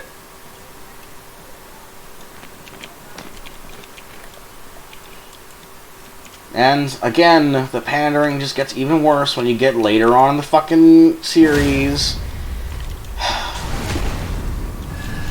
Surprisingly, though, they did revert Korra's character. I like the character arc she went through. The character arc she went through, she started off arrogant, and then she eventually became humbled, which was a good thing. It still doesn't excuse the fact that she was an arrogant little shit. Especially her first introduction literally being, I'm the Avatar, fucking deal with it. Which is absolutely a good way to get your audience to hate your new character.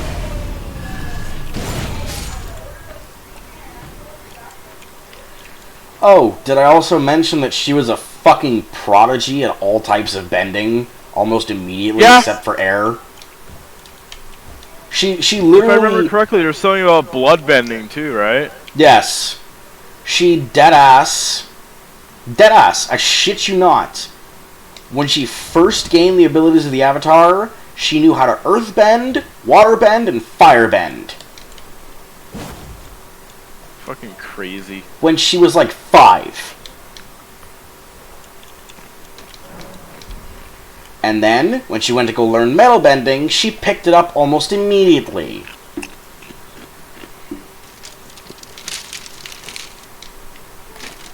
Which is, again, frankly ridiculous. Same fucking problem I have with that fucking Disney Star Wars trilogy.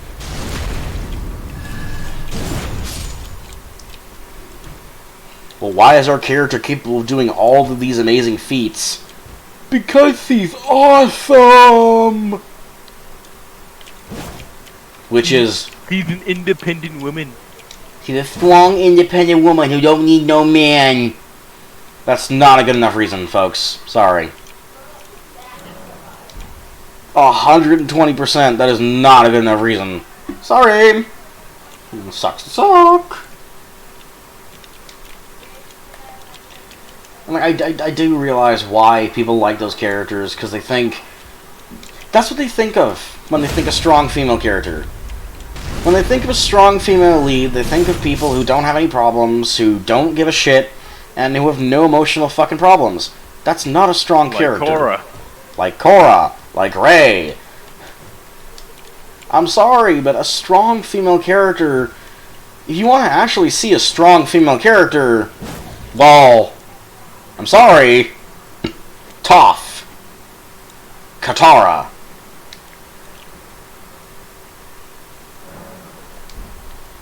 And if you don't want an example from a video game, Bayonetta. Samus. Tifa. Aerith. Yuffie. Literally any female Dark Souls character.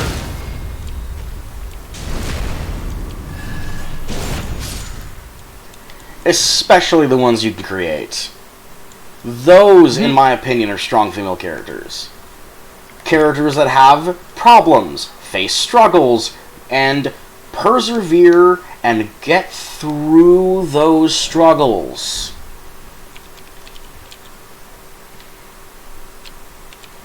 If you're writing a character and your character just instantly wins and wins and wins for no fucking reason... Other than she's great. Other than she's awesome. That's not a good character.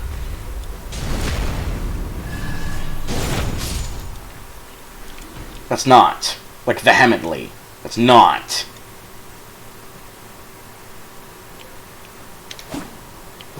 And I understand. I'm gonna get a lot of fucking flack. But guess what? I'm pulling an Eminem. I don't give a shit what the fuck I say. You gotta sit here and listen to it.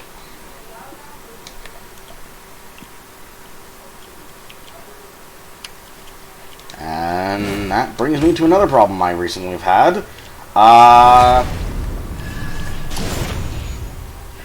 So, just for clarification when I say this, Izari is black, and he agrees with me. Just to clarify, alright? I'm actually mixed. Well, you're mixed, you're still close enough. Yeah. Point being. Pretty much the same thing. Yeah. Black Lives Matter. Why the fuck are you making everything worse? All lives matter, to be honest. Yes, indeed. But also, Black Lives Matter sees hate and goes, fighting hate with hate is a good idea, right? No. It's just gonna cause more hate. Fighting hate with hate only begets more hate. And I'm sorry if you fester hatred enough in white people and make them fear blacks again. I'm fucking sorry, but I'm gonna pull this. I'm gonna say it. I don't give a fuck. If you cause enough hatred, they're just gonna put you back in shackles, dude. Like... And I'm sorry. Listen to this. You're not gonna want to hear it. White people are kind of the fucking reason you're not slaves anymore.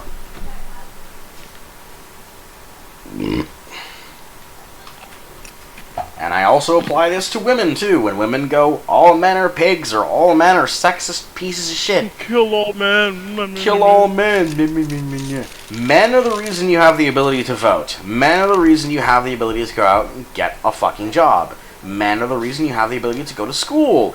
Men are the reason you have the ability to go and work. Men are the reason you have the ability of freedom. More importantly, men are the reason you have the ability to voice your fucking opinion and not be shot down.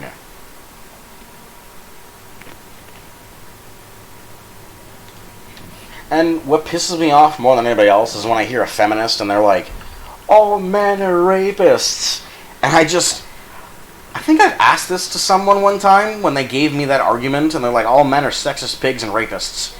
And I immediately responded with, do you have a father? Yes. So he raped you then? No! I was like, well then not all men, right there. But let's keep going and say that your argument is still, being made. Do your brother? Yes. Has he raped? No! Okay, so... not all men. Okay. Let's keep saying you say it. Has your cousin raped? No. Your nephew? No! Well, not all men.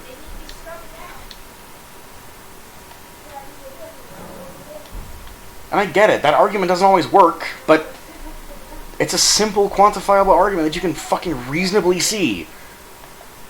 Because if you're gonna say that all men are rapists, and you need... This is the part that I hate the most. Is, in shows, there's been a show recently, and in the show, a character makes a fucking statement, and basically says... Why should women be taught not to wear provocative clothing instead of teaching the men not to rape? And to that, I had to fucking, pipe up my mind and say, it's not men that need to be taught not to rape. It's people that need to be taught not to rape. Because I'm sorry, women, I don't care if you don't want to fucking hear this, women are rapists. There are women that are rapists. Yep. I've literally heard on YouTube videos and on, fucking paid interviews and shit, if a man says no, I'm just gonna take it anyways, because he can't say no to me. I'm like, oh my god, you're a rapist! But apparently, when a woman sexually assaults and harasses and rapes a man, it's powerful. I just downloaded a Dance of Fire Nice.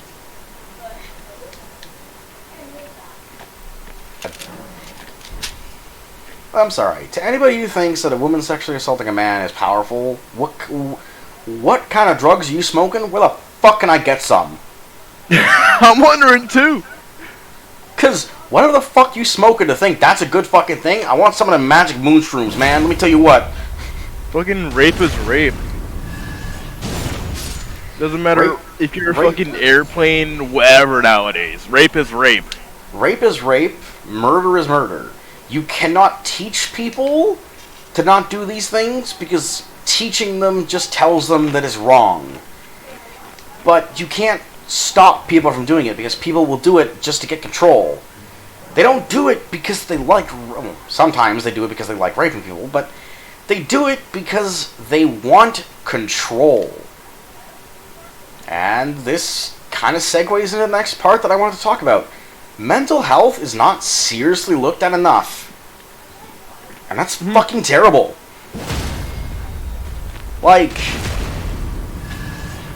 And this is again calling back to the whole bullying issue. The only time that bullying has ever been stopped for most people is when lives are being threatened.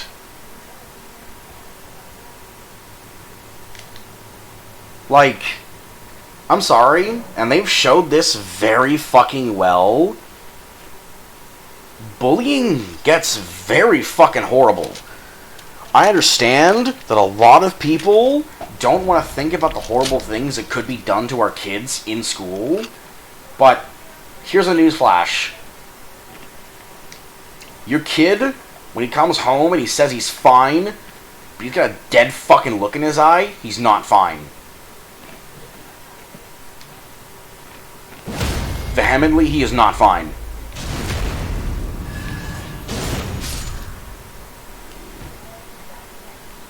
Because I'm sorry, the teachers do not do their job nearly well enough. They're supposed to, 1, protect, 2, teach, 3, guide the next generation, and they haven't been doing that recently. I can't blame it entirely on the teachers. I understand that. What I can Teaching do... is a hard job, but it's like, everybody else is just fucking bull. You know what I mean? Everybody else seems to lack the consciousness to realize... And a moral compass. And a moral compass to realize that doing this might not be a good idea. People are missing their common sense, and that's not because of teachers, that's because of dipshit, dumbass parents that don't teach their kids. The Witcher 3 is on sale. Ooh. Do it. Pretty sure I can run it too. You probably could. And, dude, you're not Yeah, gonna the fucking... recommended is a GTX 770, and I have a GTX 950, I think. Oh, dude, trust me, run it, and you're not gonna fucking regret it, man. It's great.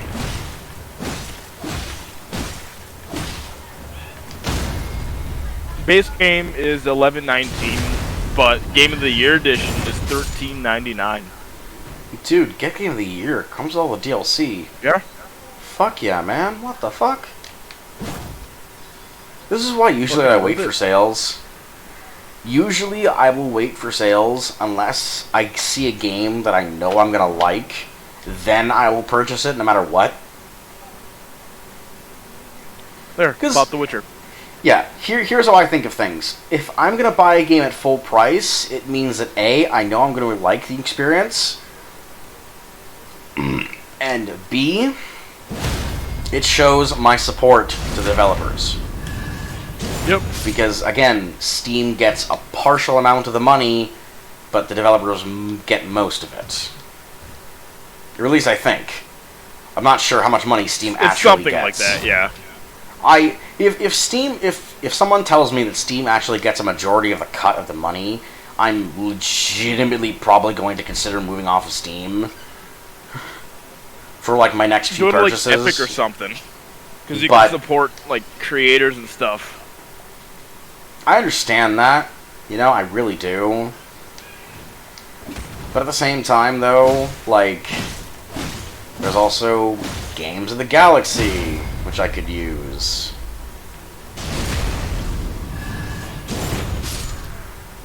Is it Games Galaxy or is it Galaxy of Games? I think it's Galaxy of Games. GOG.com. Whatever the fuck.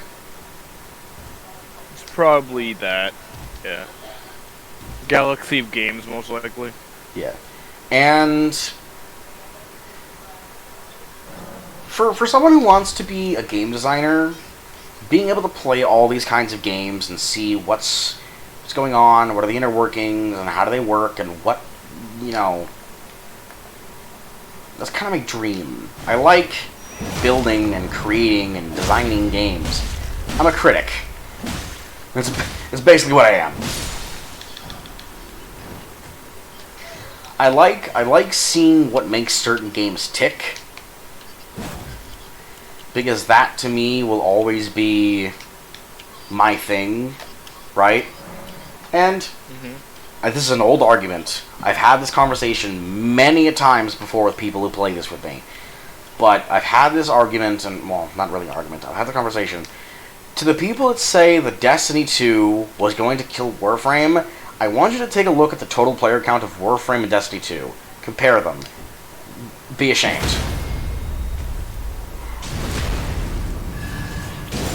Because the fact that people were saying that D2 was going to kill Warframe had me laughing.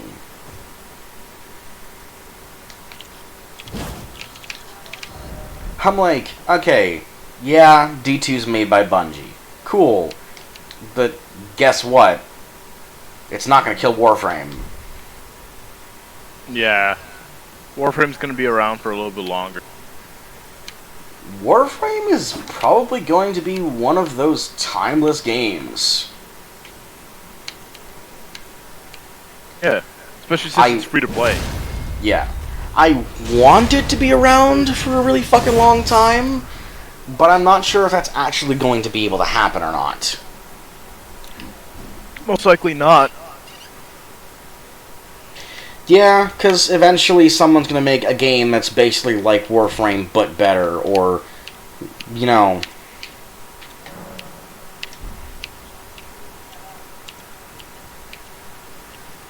It's a good game, I'm not going to lie. Warframe is a good game, especially for a free-to-play game. The problem is, the amount of time you have to fucking put into that game is almost World of Warcraft worthy. And I don't... Legitimately. To those of you who don't know, for any kind of decent experience in WoW, you need to put a minimum of like 3,000 hours into the game. Minimum.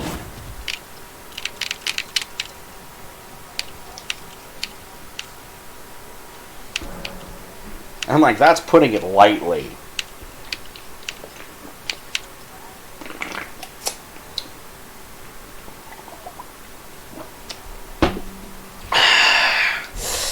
Alright. Excuse me. You're excused. Cool.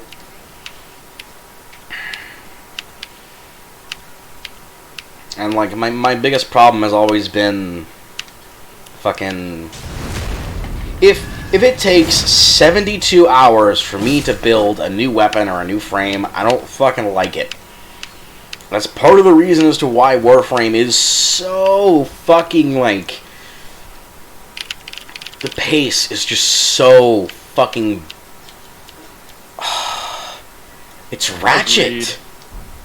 Like...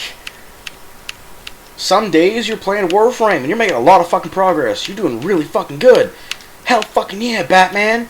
And then you get stopped in place because you need to go grind. Sounds about right. Yeah, and when I mean grind, I mean grind. You need like one more Aragon crystal, you go back to the void, and you're there for like 2 hours straight. Oh my for god. one fucking crystal. Nah, bro, you know what's fucking aggravating? Trying to get plastids, man. Dude. I get Argon crystals like fucking candy. I can't find plastids to save my fucking life. I have a decent amount of plastids. Here's the big thing, right? You need a lot of fucking materials for some of the best weapons the game has to offer. And to get those materials, you go to these big fucking open world areas, or you go to these areas with a lot of fucking chances to drop them. So what do? You go to these missions where there's a lot of enemies spawning, and you try and kill them. And you try and find the resource off their bodies, and off the resource containers.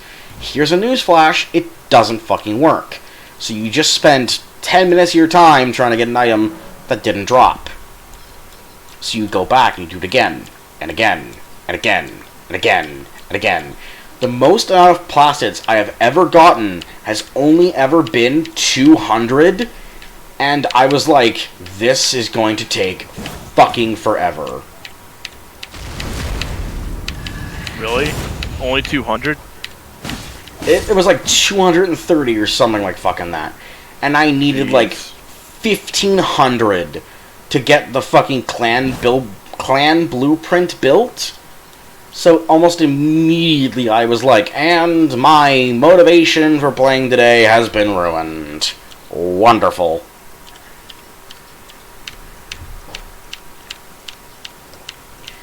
And, again, it's not like it's a bad game. It's not. It's really fucking good. When you don't have to worry about fucking playing a game or doing certain things or anything else, and you just have to worry about, okay, kill all the enemies available, yeah, you're fucking having a great time. But when you're farming for, like, that one thing you need and it never shows up, it's just an never-ending grind. Oh my god. It's fucking bullshit. The never-ending grind is literally such a slog. And I'm still waiting for cross-platform. Fuck. Good luck, man. Let me tell you what.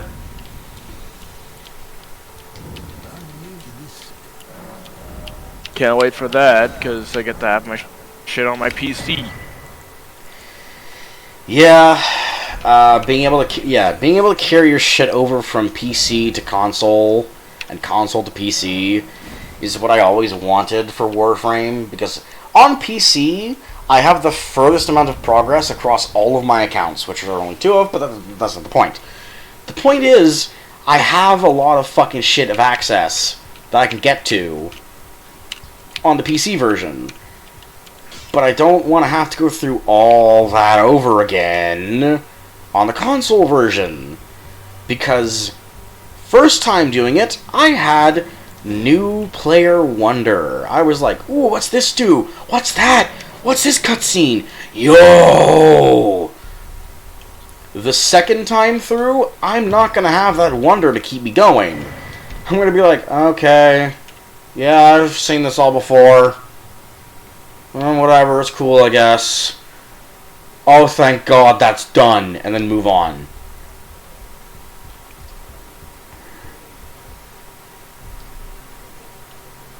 And I get it. I fucking get it. People are gonna disagree with me. That's completely fine. Completely fucking fine.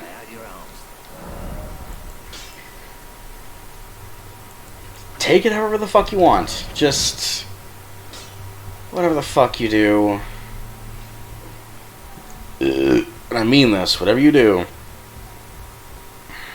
Ugh. Don't... Oh, by the way, as like a pro tip in Elden Ring, don't just kill any NPC you come across. Because a lot of NPCs in this game have like massive, expanding quest lines. And some of the only ways to get access to quest lines are through NPCs.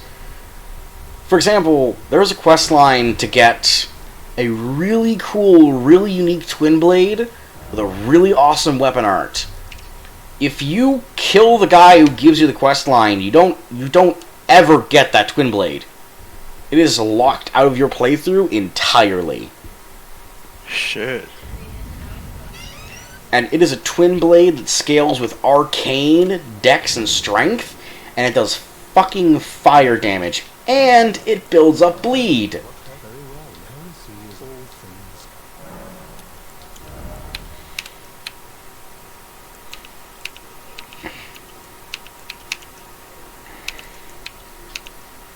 So yeah, it's a little busted.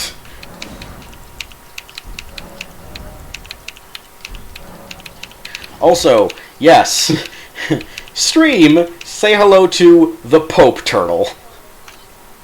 Oh, I heard about the Pope Turtle. Yeah, you want to see him? Yes. Let me share my screen in Discord real quick. Show me the Pope Turtle. Give me a goddamn second. Discord's being a butt cheek. Smooth video. Curse you, Discord. Yeah. The I most... must see Le Pope Turtle. There's my screen. Le Pope Turtle. Welcome to Elden Ring. Le Pope Turtle. Le Pope Turtle. Yes, sir. Woo! Pope. Best part lad is himself. Best part is you learn sorceries and incantations from him. He's great. He's amazing. I love him already. Only problem, he's in a late game area. And, like, I mean late game. Also, this is how big the map is, at least from what I've experienced so far. This map could be, like, twice the size of this, and I wouldn't know. And you've been playing non-stop. I've literally been playing for almost 50 hours now.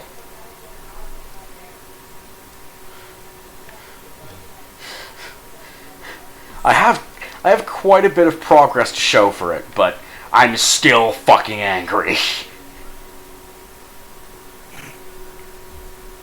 That's the sign of a good game right there.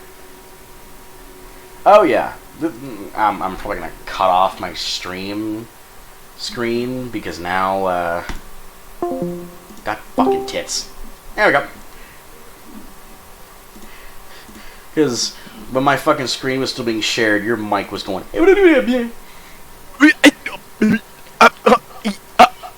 Yeah, you were going full blown. Domo arigato, Mr. Roboto, and I was just like, oh god.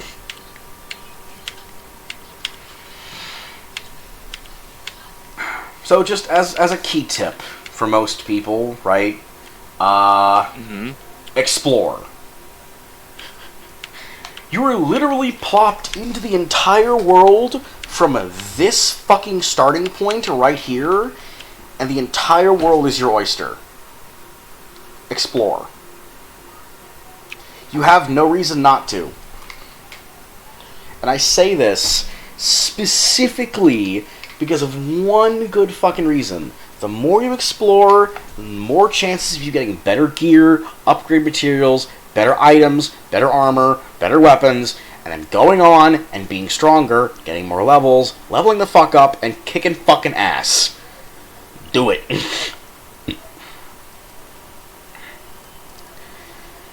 I see so many people that don't fucking explore, and it pisses me off.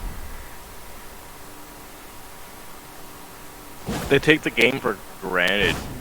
They don't take the game for granted. What they do is they play it like it's Dark Souls. Even though it's really not. Even though it's entirely fundamentally different from Dark Souls. You could argue and say, well, the controls are kind of the same, and the weapons are the same, and blah, blah, blah. Yeah, but guess what? Just because it has similar weapons doesn't mean jack diddly ding dong dick, okay?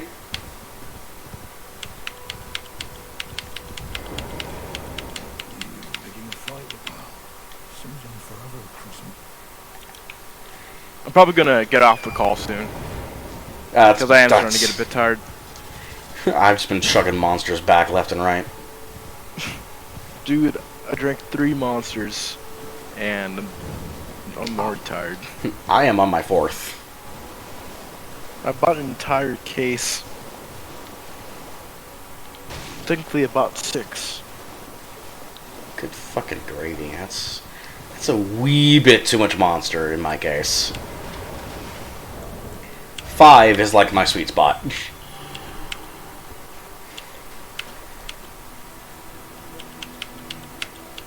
Fuck, am I gonna have to fight this dragon with no help? Seriously? God damn it.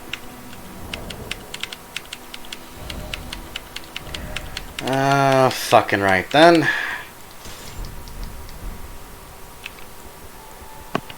This game is so hard.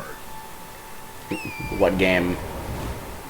A Dance of Fire and Ice. Oh, yeah.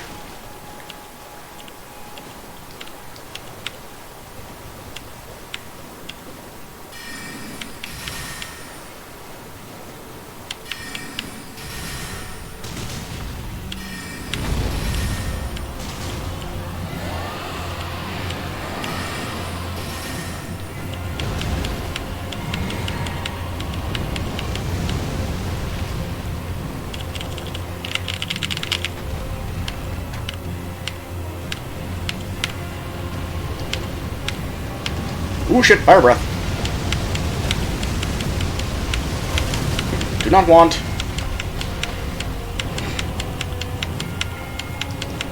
Come on, do your slam. There you go. I'm talking to the dragon boss. Oh. Fuck. Dude in your chat, I'm guessing? Nope. I'm actually, like, I'm trying to taunt the NPC with my voice to get him to do certain attacks. AKA, I am pulling a pro gamer move! Oh my god. Yeah, not to mention my mom is blasting copyrighted music extremely loud. Yay. I don't want you to get DMCA'd. Oh, I don't hear it. Well, I can hear it clear as day, obviously. Yeah. Well, that's also kind of because you're in the room. I mean, I guess that makes some fucking sense, right? Different room, actually. Oh, different room. You're still in the same house. Whee! That was close. I almost got gored with a headbutt from your fucking spike. No, sir. I don't want that. Yeah. Fire. Ooh. Flame breath. Flame breath. Get to the side. Get to the side. Get to the side. Get to the side. Yay! I love that noise you made.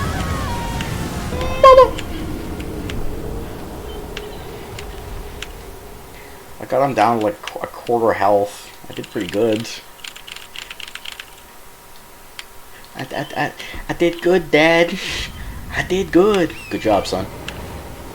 You're still a bitch.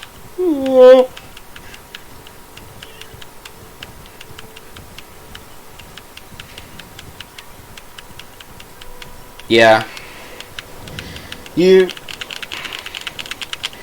I find it funny how it's like, I said, go and explore, but I'm also going to tell you this right now.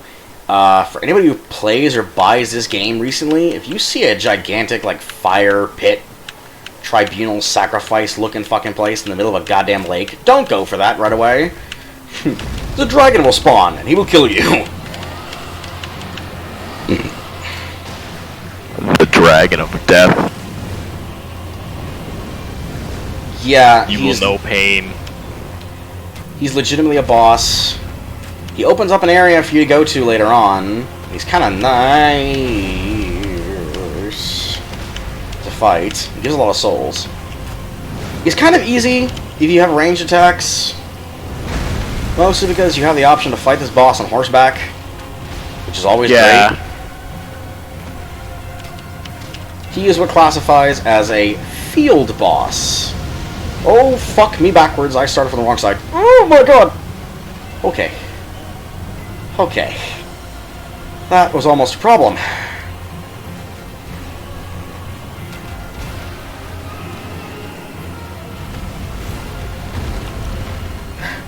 I saw his fire breath sweep, and I was like, oh, I'll be able to dodge it.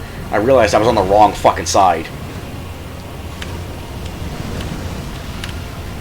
So instead of going to the left like I was planning to, I had to make a bank to the right almost immediately. Quarter of his health gone. I feel good about that. Your lunch. Thank you. I have enough arrows to get this fight done. Thank God that I do. Because, again, doing this from horseback is a fucking blessing. Because I couldn't imagine trying to do this normally on foot. Ooh, kidoki then. I was not ready for that fucking lunge you did. Alright, good sir. Good sir, good sir, good sir, good sir, good sir. Good sir. Stay far away. Just keep your distance, and this boss isn't really that much of a problem. As long as you run to, like, the left of him, you should be fine. Get a few hits in. Even if the flames lick you a little bit, you should still be okay. Have some Roa fruit. Have some more.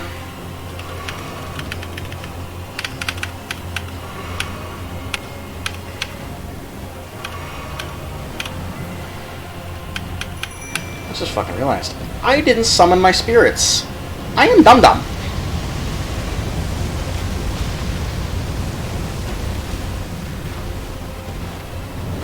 So, if you don't know, there's a bunch of spirit ashes you can get... Ooh, Jesus Christ, that was close. In the game that basically allow you to summon sort of NPC companions, kind of. Ooh, that's new. So like Dark Souls. Kind of. Kind of. Except they don't need a gold summon sign. I did not mean to do that.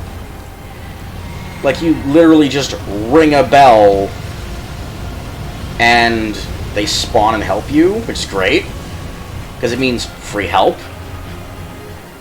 I especially like the spirit ashes that let me summon a bunch of skeletal fucking militiamen or a bunch of skeletal fucking mobs. Because here's the thing with the skeletons in this game. The skeletons don't die immediately. Really? Yeah. So you know how in the first, like, 3 games of the series, you had to kill a skeleton twice? Uh-huh. Yeah. That kind of made a return... Oh my god. I got stuck in a rock. That kind of made a return, but they kind of revamped it. Now, a skeletal militiaman, or like a skeletal enemy, will have a certain point of time where when they lose their health, they will be vulnerable to a killing blow. But if no one hits them, they will legitimately just get the fuck up at full health again like nothing happened. And it is really, really good.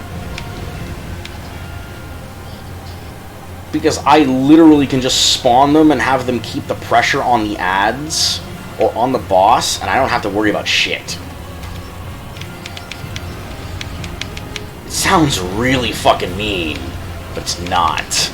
I'm literally using every tool at my disposal like the game taught me to.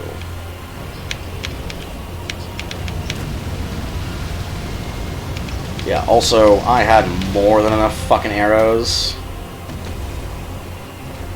Oh, one of my militiamen actually just died. That's actually kind of impressive. Holy shit. I mean, then again, the dragon's, like, fire AoE is kind of a big fucking problem with it. Ooh! I tried to get a shot off. It was Mirsky.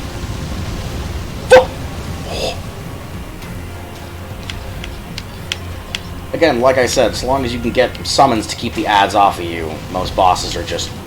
Hey! There we go! Flying Dragon Agil has been defeated. Good job, buddy. Yeah, you can go back home now. Whew, Santa Maria. And as you see, it said a new power, or a new draconic power is unlocked at the Dragon Church of Communion. So those dragon hearts, you take them to this area. You can only get to this area through the coastal cave, which is an area you get to later on, which is an area I recommend going to, because, well, it's just a good area to go to. So this is where you learn dragon incantations. Dragon Fire, Dragon Maw, and Dragon Claw. Which you, I shit you not, summon in a fumal form of a dragon to spew fire, claw an enemy, or bite into them. Which is metal as fuck. Yeah, that sounds really good. Some of them, you can hold, and they'll keep doing their attack for a long fucking period of time. It's great. Some of them you can't, but, you know, you get what you get.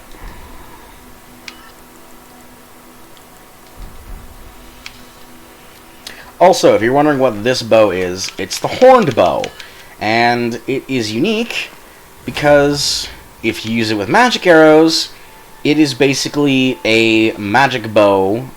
It already imbues most bows with magic, normally, But if you actually use magic-infused arrows, which I don't have the ability to craft yet, unfortunately, you will get the ability to basically fire magic missiles, essentially, is what it is.